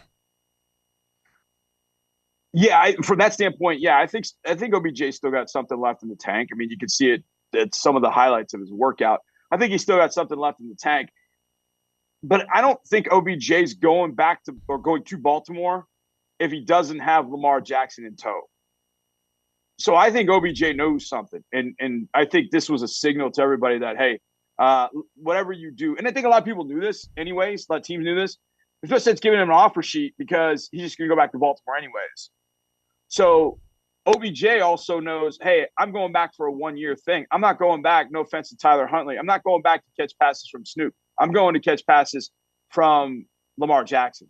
So to me, this signaled Lamar going back to Baltimore with OBJ at some point. So the teams that thought they might be in the Lamar mix, maybe. I don't think are in the Lamar mix. It would be I wouldn't be surprised, but I would be shocked if Lamar doesn't now end up back in Baltimore, especially with OBJ going there. I just can't see OBJ putting pen to paper when he's got options. And it's a lot of money, but I can't see him go back to Baltimore to catch passes from Snoop Huntley on a 1-year deal where it's a prove-it deal where he could go make another contract at the end of his career. That's a big one. What's he going to do, catch 45 passes from Huntley? No, he's going to go be with Lamar, and he's going to end up being a deep threat. He'll catch 65 passes, and he'll get back in the, he's one of the top 10 receivers in the league, and then he can go anywhere he wants at that point, signing whatever kind of deal he wants. So I just felt like that signaled Lamar's going back to Baltimore with OBJ, and that's going to be a really fun connection to watch, except for the one time we played them this year. Is Vandermeer still next to you? No, he took off. He's got things to do, apparently. Well, I was going to ask you. I want to confirm. I believe, you need to ask him this so next time you're on the air. I believe, if I remember the story correctly, he used to be in a band with Michael Chiklis. Oh, yeah. Yeah. I don't know if he's in Michael Chiklis. He was in a lot of bands. I don't know about Michael Chiklis. I feel like they were in a – yeah, ask him if there's a relationship. And by the way, Michael Chiklis from the show The Shield, which I used to love. Yeah. Also Thing and Fantastic Four. You know the guy. He's iconic look. I feel like he told me that because I had Chiklis on the show, and I feel like I brought that up. But that just hit me right now when you said Vandy was next to you earlier. So ask him about that. All right, I'll ask him. That's a new one. I knew he was in a band. We hear about that a lot, which I think makes Vandy very, very cool. But I didn't know about Michael Chiklis. I'll have to ask him about that. Okay. All right, brother. Thank you very much, Johnny. Hey, by the way, tell the people what's on footballtakeover.com. Yeah, footballtakeover.com. Just got all kinds of great content there. You can also join my YouTube channel. I'm starting to grow that at JH Football Takeover. Just put YouTube and search my name, and I think it'll come up. And I did a mock draft last week, which I did live. I think I'm going to go live again Thursday night, probably. Do my top 10 quarterbacks. Probably do that live for 10 to 15 minutes. Take comments, questions, whatever. And so trying to grow it all. Trying to be a content machine, David Nuño, and make some money doing it. So appreciate you guys. Thank you, Dave. The content creator, John Harris. Thank you, Johnny. See you, bud. See you, bro. All right, let's talk about the Association of Former Students. By the way, I want to do a tease before I do that. An interesting name has just entered the portal for Texas A&M. We'll talk about that on the other side of the break. But right now we're talking about the Association of Former Students who've been around for a long time, 140 years at least, longer than that. And they are just a group that continues to help Aggies all over campus and just beyond. They're just such a great organization. They give support to students, current students, former students through scholarships, student assistance programs, Aggie Band, Ring Day, Silver Taps, class reunions, muster, tailgating. That's what they do. They continue to give, and they do it for people just like you, those who are listening to this show, those who are Aggies, those who are in school right now. They do it because they love what you mean to the Aggie Network, and that's why they've created a website to celebrate all those stories and feel their mission of what they do. It is called IamTheWhy.com, a website that you get to hear stories about why Aggies picked A&M, their stories throughout their time here at A&M and beyond. IamTheWhy.com is a celebration of Aggie lives through their lens and their perspectives. I highly recommend that you check it out and also upload your story on IamTheWhy.com. Again, IamTheWhy.com. Y.com. It is the Association of Former Students. I'm Chelsea Reber with your community calendar on the Zone. The 12th Can Texas A&M's Food Pantry is taking on rival SEC universities during SEC Food Fight 2023, running through this Thursday. There are several donation locations across campus. Monetary donations can be made at tx.ag/SEC Food Fight. The annual Clay Shootout benefiting Blinn College students and programs is this Friday at the Boswell Porter 4-H Shotgun Range. More information is online at blinn.edu/alumni. United Way of the Brazos Valley invites you and your family to Fight to Unite this Friday at Edible Field. Gates open at 6:30. The wrestling starts at 7:30. Purchase your tickets at uwbv.org. Your home for Aggie baseball is the Zone, 1150 AM and 93.7 FM. Your home for Aggie softball is Gospel, 97.3 FM. Listen to both at radioaggieland.com. That's your community calendar. I'm Chelsea Reber on the Zone. For 23 years, you've told us who you think is the best, and nominations are now open for the 23rd year of the Best of the Brazos Valley. Go to bestofthebrazos.com and submit your nominations for the best in dining, entertainment, service, retail, automotive, health, and wellness, and everything in between. If you think it's the best, make sure it's on the Best of the Brazos ballot. After 23 years and almost 1 million votes, this is the one that counts. Nominate now at bestofthebrazos.com. Here's Brad Beard of Intercon. When we started Intercon in early 1991, we were well aware that we would be competing with some companies that use unscrupulous techniques to make a quick sale, such as bait and switch, or 40% off if you commit today, or misleading, incomplete quotes. Intercon's practice is to be completely honest and encourage prospective customers to talk to our former customers. We've encouraged customers to get multiple quotes. We are confident and proud of our value proposition for windows, glass, and solar screens. We never want anyone to rush into a decision they will regret in the future. Just remember, warranties are only as good as the people who provide them and are servicing the area when situations arise. This is our home and only marketplace, and we will protect our home turf. You've probably heard the saying, the buck stop here, and that is with me, Brad Beard, president and co-owner of Intercon LLC. Whether you have new construction or an existing home, let the fine folks from Intercon help your home energy efficiency year-round. Call Brad Beard of Intercon today at 823-3639. That's 823-3639. You know how the Zone and the Louis Bellina Show want to send you to all the places you want to be? Go now to zone1150.com and enter to win a pair of tickets to go see comedian and actor Bill Burr at Reed Arena on April 14th. You can enter once per day, every day, till Wednesday, April 12th at midnight. Then we're just going to do a blind drawing, giving away about 4-5 pair of tickets to go see actor, comedian Bill Burr at Reed Arena on April 14th.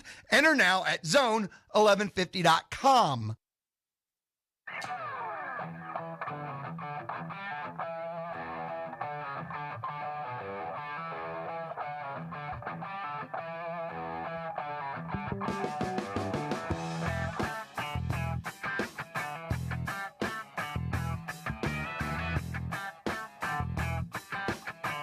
And we're back. TexAgs Radio, presented by David Gardner's Jewelers here in the Rollo Insurance Studio. Nick Savage, have you been checking Twitter this morning? Indeed, I have. Well, more so the people behind me, as you can hear them yelling. But yes, I have been checking Twitter. There is a little breaking news. Yeah. Would you like me to read it or you? Yeah, you can read it directly from his Twitter account. Yeah, I just pulled it up.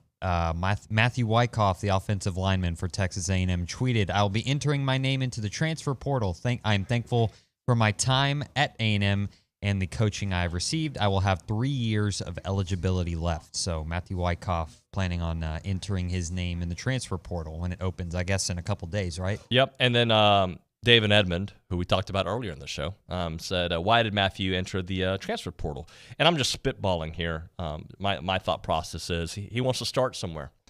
And there's a huge hurdle in front of him with Bryce Foster healthy. And I think Wyckoff tasted what it felt like to start. Again, I don't know. I haven't spoken to the young man.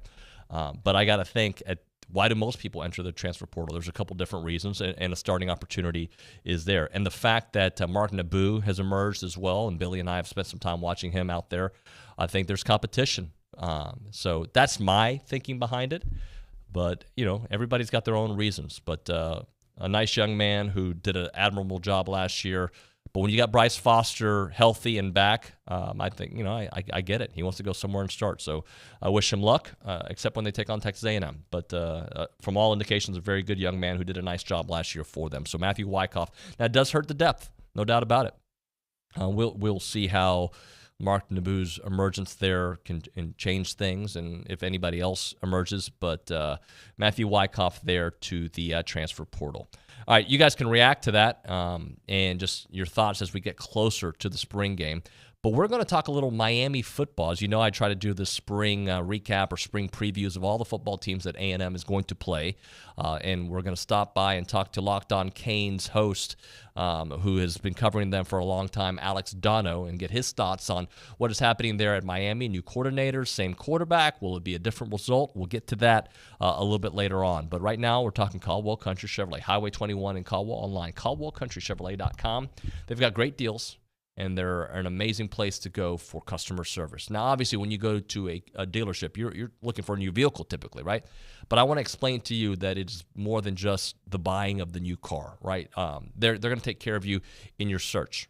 They're going to take care of you with your trade-in value. They're going to take care of you after your search, after you decide on the vehicle, because the customer service there is second to none. That is what they've done for a long time. They are the number one when it comes to the Brazos Valley, and they're going to make sure that you go away with the vehicle that you want. And trust me, you should get some quotes to see what the trade-in values are out there, and then also the value on the vehicle you're looking for. But you're going to really love the service that you get there with Zach Hester and his crew there at Caldwell Country Chevrolet. It is the place to go, and it's not far. 15-minute drive, Brian and Caldwell. A short conversation away, but you're going to see the difference when you step on the lot and you do business there with Zach and the fellas at Caldwell Country Chevrolet. Again, it's on Highway 21 in Caldwell and online at CaldwellCountryChevrolet.com. We are going. Are you ready? The Zone 1150 AM and 93.7 FM, where nothing is impossible. On the Zone. It's time. Here we go! Let's go! You know us through the Aggie Ring and our work helping current and former students. You also know that we work to uphold our traditions and help bring Aggies together around the world. We are the Association of Former Students, and it's our mission to provide resources, support programs, and cultivate the experiences that you know and love. But have you ever stopped and wondered why? Why does the association support Texas A&M and Texas Aggies? Why are we always here, there, and everywhere for the Aggie Network? Why do we tirelessly work to ensure that the Aggie experience is both unforgettable and life-changing? Well, you may be surprised to learn that the answer to why is as unique as your own Aggie story. That's why we created IamTheWhy.com, a place for shared Aggie stories and unique perspectives. It's where you can hear the why, see the why, and discover why Aggies like you are the why. Visit IamTheWhy.com today. Are you suffering from hair loss, bald spots, receding hairlines? There's a new solution for men and women that uses regenerative medicine to stimulate hair follicles and give you thicker, fuller hair with no surgery. This remarkable treatment is now available here from the regenerative specialists at QC Kinetics. That's right, the same protocols that help relieve joint pain can be used to give new life to dormant hair follicles. QC Kinetics medical professionals can use growth factors from your own body, concentrated and applied to your scalp, restoring hair follicles, preventing further loss, and increasing hair growth. Imagine thicker, fuller hair with no expensive surgery and no downtime. So if you're losing your hair due to aging, patterned baldness, or a medical condition, call now to learn more about exciting natural biologic treatments, regenerative medicine that can stimulate those dormant hair follicles. Get your hair growing naturally again. Call QC Kinetics now for a free consultation. Call QC Kinetics 979-452-6000. That's 979-452-6000. 979-452-6000. Keyshawn Johnson, Jay Williams, and Max Kellerman. Jeremy Fowler, the man himself, ESPN senior NFL insider with us. This is just based on polling a ton of people around the league for years about the quarterback position.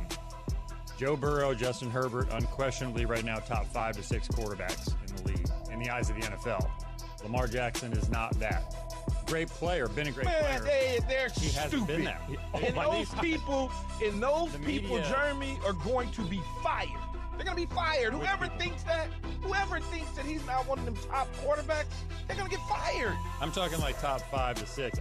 Teams don't see him the way the media does. It's just the way now they see him as a top 10, top 11. And teams are stupid. Yeah, but I agree, Key. If that's actually the case, they got to be out of their minds. They got to be out of their damn mind. It's Keyshawn, J. Will, and Max, powered by WC Tractor, here on Sports Radio 1150 AM and 93.7 FM.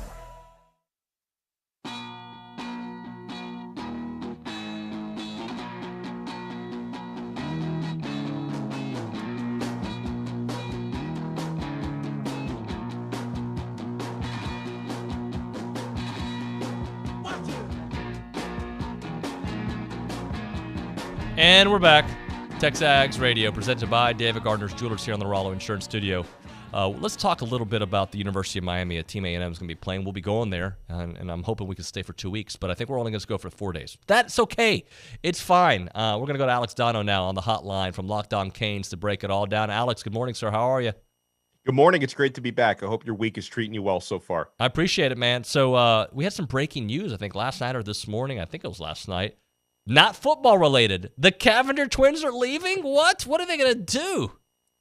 I was disappointed. I'm not exactly sure what they're going to do, but I know it's not going to be college basketball related. So they're not going to be transferring anywhere else. They've just decided not to play their 5th and final year of eligibility. They certainly have options, right? Whether it's, something social media related. They've got one of the biggest TikTok followings in America. I even heard a rumor that it might be like pro wrestling related. I don't know anything about that world, so I can't comment too much because I don't know anything that's going on in the WWE, but I did hear something to that effect.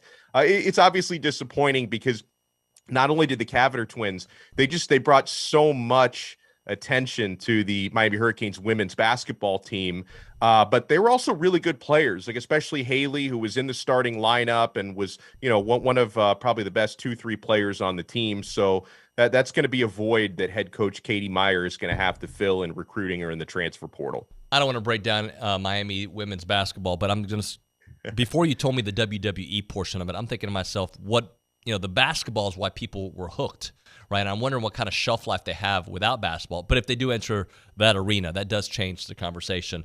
I want to ask you about year 2 of Mario Cristobal. What feels different? What's the vibe like there? I know they've made a lot of changes, but what's the vibe right now? The vibe is positive. You always take that with a grain of salt when you're talking about spring football because there's no real adversity in spring. You don't face that until you get into the meat and potatoes of the regular season. But the vibes are good. I've been out at most of the practices in spring football. I think the biggest difference that I see is more depth with young talent. As we all know, Cristobal was able to bring in an excellent recruiting class in the class of 2023. So you have 5-star Francis Mauangoa, the offensive tackle. He's been running with the first team at right tackle, which is, pretty impressive. And he's looked good enough where I could see him holding on to that spot once the regular season starts. I don't think he's going to let go of that starting right tackle spot anytime soon. And then a player on the defensive line who's an early enrollee freshman taking part of spring, who's probably been the single most impressive freshman on the team is Ruben Bain, the defensive end. He's big enough to play inside if he wanted to. He's around 270 pounds. He's got a big motor. He's been taking up permanent residence in the opposing backfield. So you see the depth of talent looks to be improving.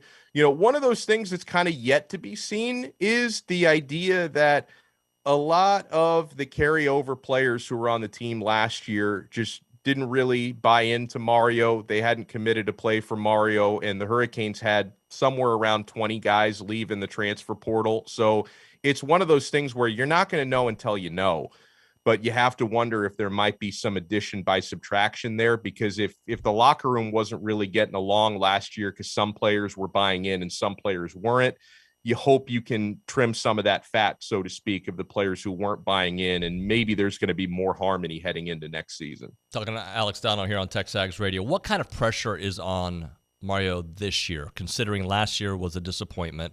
If he has back-to-back years that are a disappointment, is that like they're going to, the white flag, they're going to move on, or has he still got a lot more grace? You have to improve the win-loss record for sure, even if it's not a massive improvement. 5-7, no matter who your coach is, no matter what the situation is, that's not acceptable at a place like Miami going 5-7. So, I think where the debate can happen is how many more wins do you actually need? Like, is it just a matter of showing a little bit of improvement, 6 or 7 games? If you talk to some members of the fan base, they'll say, oh, it's got to be 9 or 10 wins, which I don't think is realistic this year.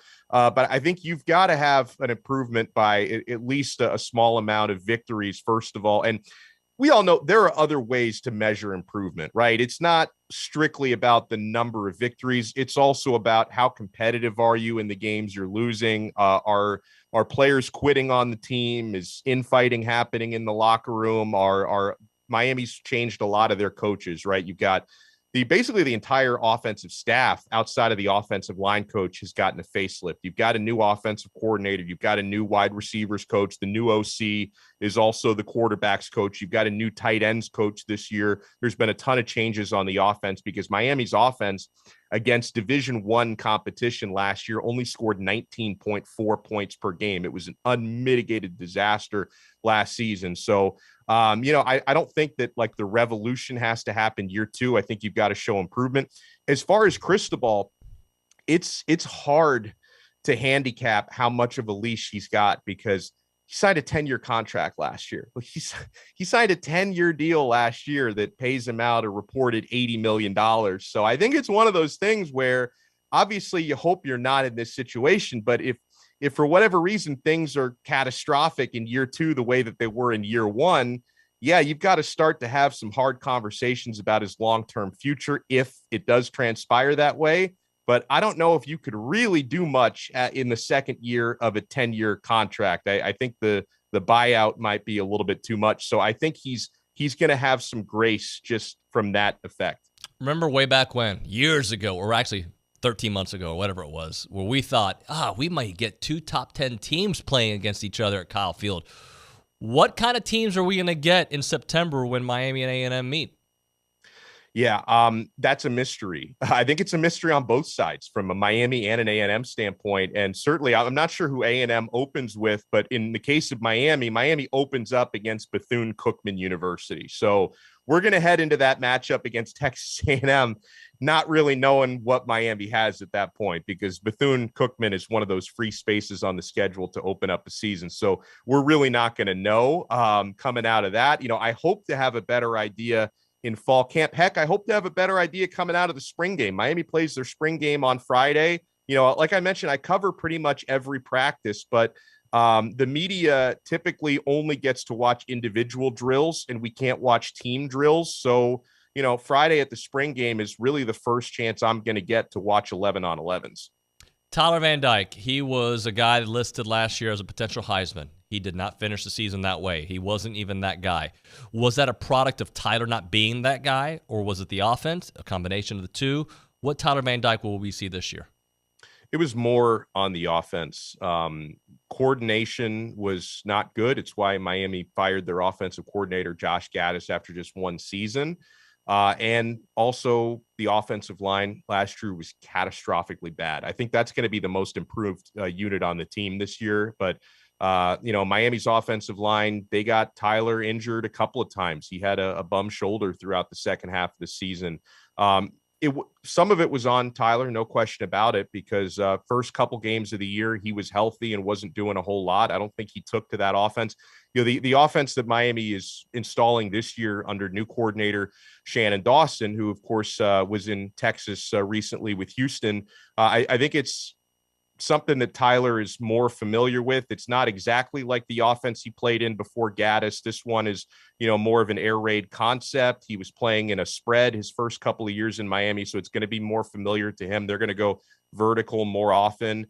And it's going to be interesting also to see how Miami's backup quarterbacks do. I think Tyler is going to be the starter. I don't see any serious threat because of his experience and his rapport with his teammates. I think he's got that starting job pretty much locked up. But I got to say, Jakari Brown has looked really good. His backup, who was a true freshman last year, didn't have much of any accuracy throwing the football. He's a gifted runner, but he couldn't really complement his running with his arm talent. He's shown a lot of improvement with his accuracy in spring football. So I think Jakari can maybe push Tyler a little bit.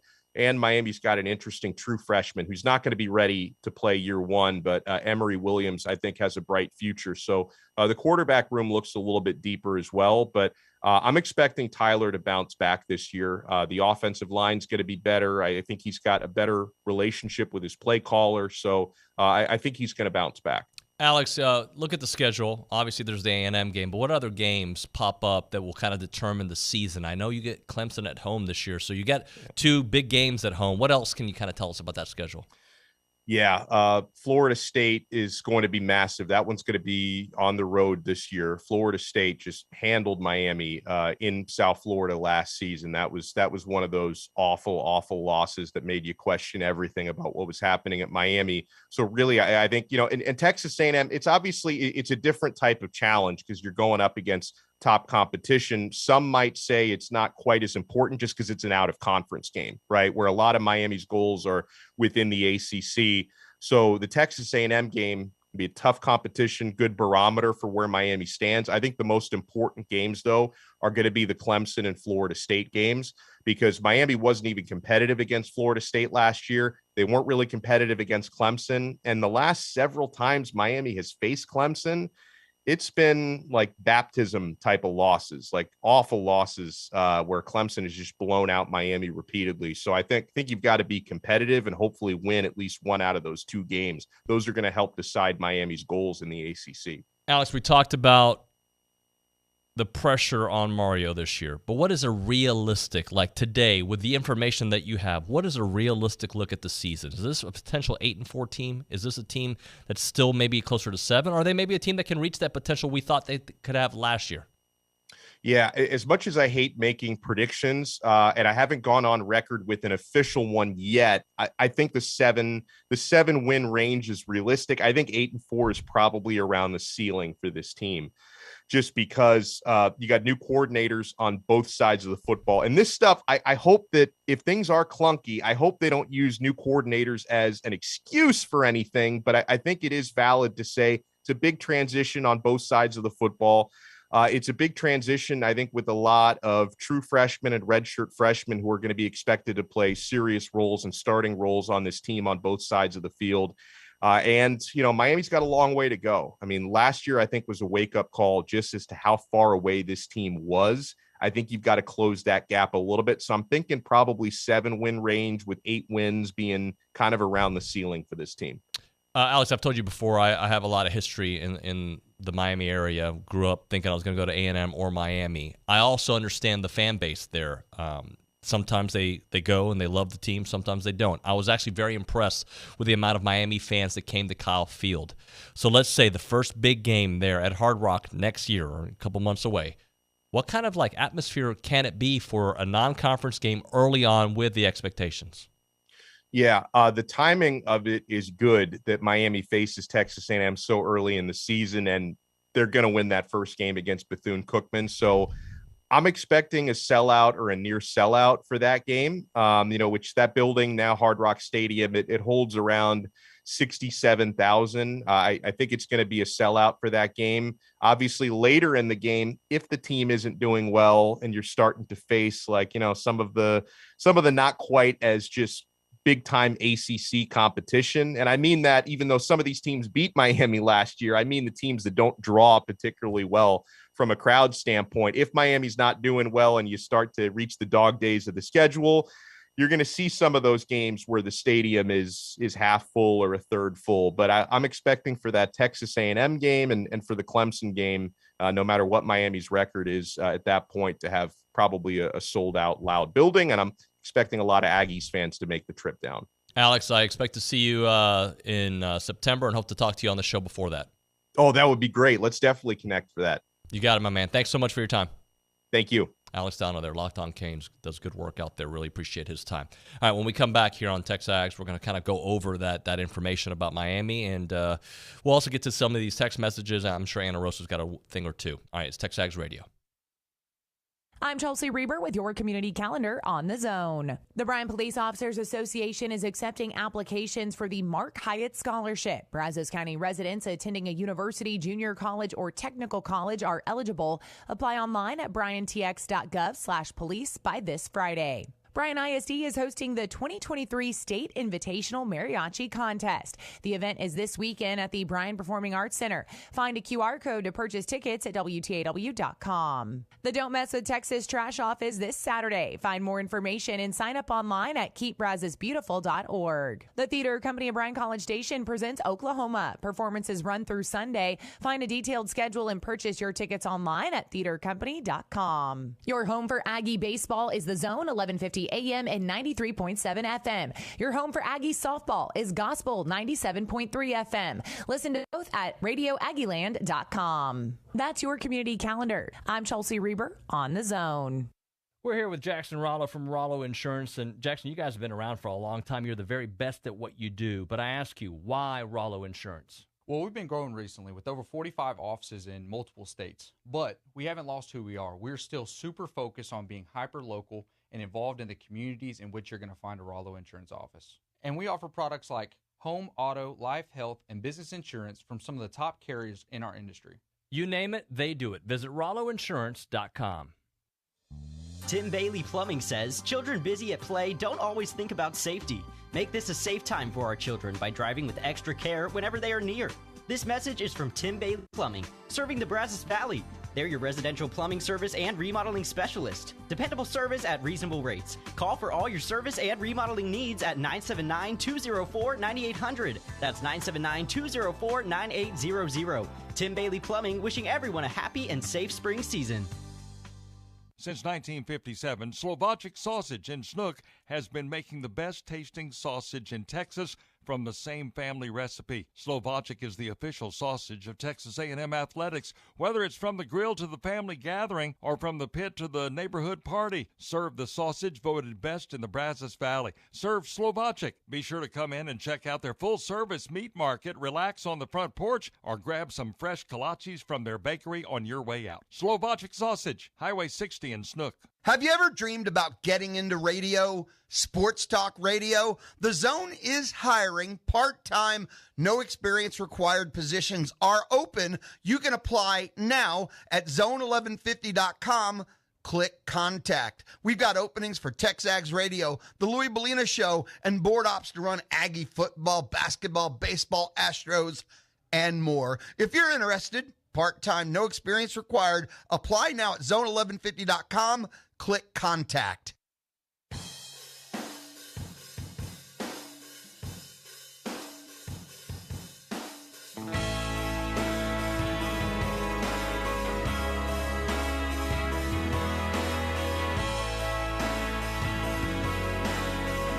And we're back, TexAgs Radio. Presented by David Gardner's Jewelers here in the Rollo Insurance Studio, the official insurance provider for TexAgs Radio. The difference is real. Call them up at 888-44-ROLLO or go to rolloinsurance.com. Nick, what do you got for me? Yeah, so first things first, kind of just keeping it topical with Alex Dono. Saturday Down South put out a little article of the top 10 non-conference games for the SEC coming into this year. And can you guess where they, or I guess, yeah, where do you think they have Texas A&M at Miami ranked? 2. 6. Oh, okay. So I guess what give me the top 5 then. Top 5. First game, Texas at Alabama, week 2. Yeah, okay, that's right. That's a big one. Florida at Utah, week 1, which I'm like, I mean, whatever. Yeah, Clemson at South Carolina, week 13. Yeah, that's big. They're saying that'll be a big game. LSU versus Florida State. That game's in Orlando, week 1. That's definitely ahead of the, what was it, Utah versus who? Florida. No, nobody cares about that game. Yeah. No. People in Utah and Florida are like, I really don't want to go to this one. Yeah. And then 5 is Florida State at Florida, week 13. So Florida State makes it twice. Florida makes it twice. Florida, sorry. And Florida State, and yeah. They both make it twice. Yeah. Alabama makes it once, but I don't know if SEC teams usually don't have a bunch of great non-conference Well, games. now that I'm getting further in the list, Kansas State at Missouri at 7. I mean, who's going to be, interesting? Anyways, moving past that. Well, Look, I'm fine with wherever A&M is on the list. It's just somebody's opinion. Whatever. Yeah, absolutely. I would say, though, that Florida-Utah game last year seemed like a bigger deal. And based on what we saw from Florida this past year, I don't think it's that big of a deal. But I guess we're going to have to wait and see about that. Yep. This A&M-Miami game, that's a big one. That is a big one considering what's ahead, because I still think, regardless of both teams being 5-7, A&M winning last year, it wasn't convincing fashion, but they were the better team. I think it's an interesting game considering what's ahead, right? Yeah. Because you have a stretch with the, leading up to that Bama game. You've got to get some wins. Yep. You've definitely got to get some wins, and that might. I think Billy went through like the first 6 games, and you really need to be 5-1. You really need to be 5-1. And Miami is that first test with the new offense. Again, they're going to be going through a new offense and a new defense. If Tyler Van Dyke is that guy, which he didn't show me that he was that guy 2 years ago when everybody was all the rage about Tyler Van Dyke, and he certainly didn't show me anything last year. I think he might have gotten hurt a little bit in that A&M game too, if I remember correctly. Yeah, I think so. So that game is uber important to get off on the right stretch. Again, I still look at that first game of the year and think to myself, the New Mexico game, and think to myself, you have got to put up some points just for my stress level, just for mine and everybody listening to the show. And I think they might. I think they absolutely, I don't know what I think. They better. How about that? They better put up a lot of points those first few games, because that's what we're in. And I do think, like we've seen in every sport, and I hope we continue to see in baseball, although last night didn't go as planned, teams get better as the year goes on. Well, you have a test early on, at least a name test. I don't know what kind of team Miami's going to be. If 8-4 is their ceiling, as Alex Dano said, you got to win that game. You have to win that game. I don't care if it's on the road. You got to win that game. All the 8-4 teams, you got to take down. The Mississippi States, the Ole Miss, you got to go for the Mississippi sweep. You got to go for the Miami beatdown. You got to get those wins, because you're going to have Tennessee, who is, I don't think, going to be as good as they were last year, but I still think they're going to be very good. And you're going to play them in Knoxville. You still got Bama. Been tight the last couple years. Let's not make it tight. Let's not make it tight. Bryce Young isn't walking through that building. Ty Simpson might. But, I just, one game at a time. And that first game, ladies and gentlemen, if you didn't know, it's the spring game on Saturday. We'll have obvious post-game coverage of that. We'll have tweets and reports throughout the game. It'll be something you want to be locked on TexAgs.com, be a premium subscriber. When we come back here on the program, Ryan Broniger. We got a little recruiting country brought to you by Caprock Health System. That, your text messages, and your phone calls is TexAgs Radio.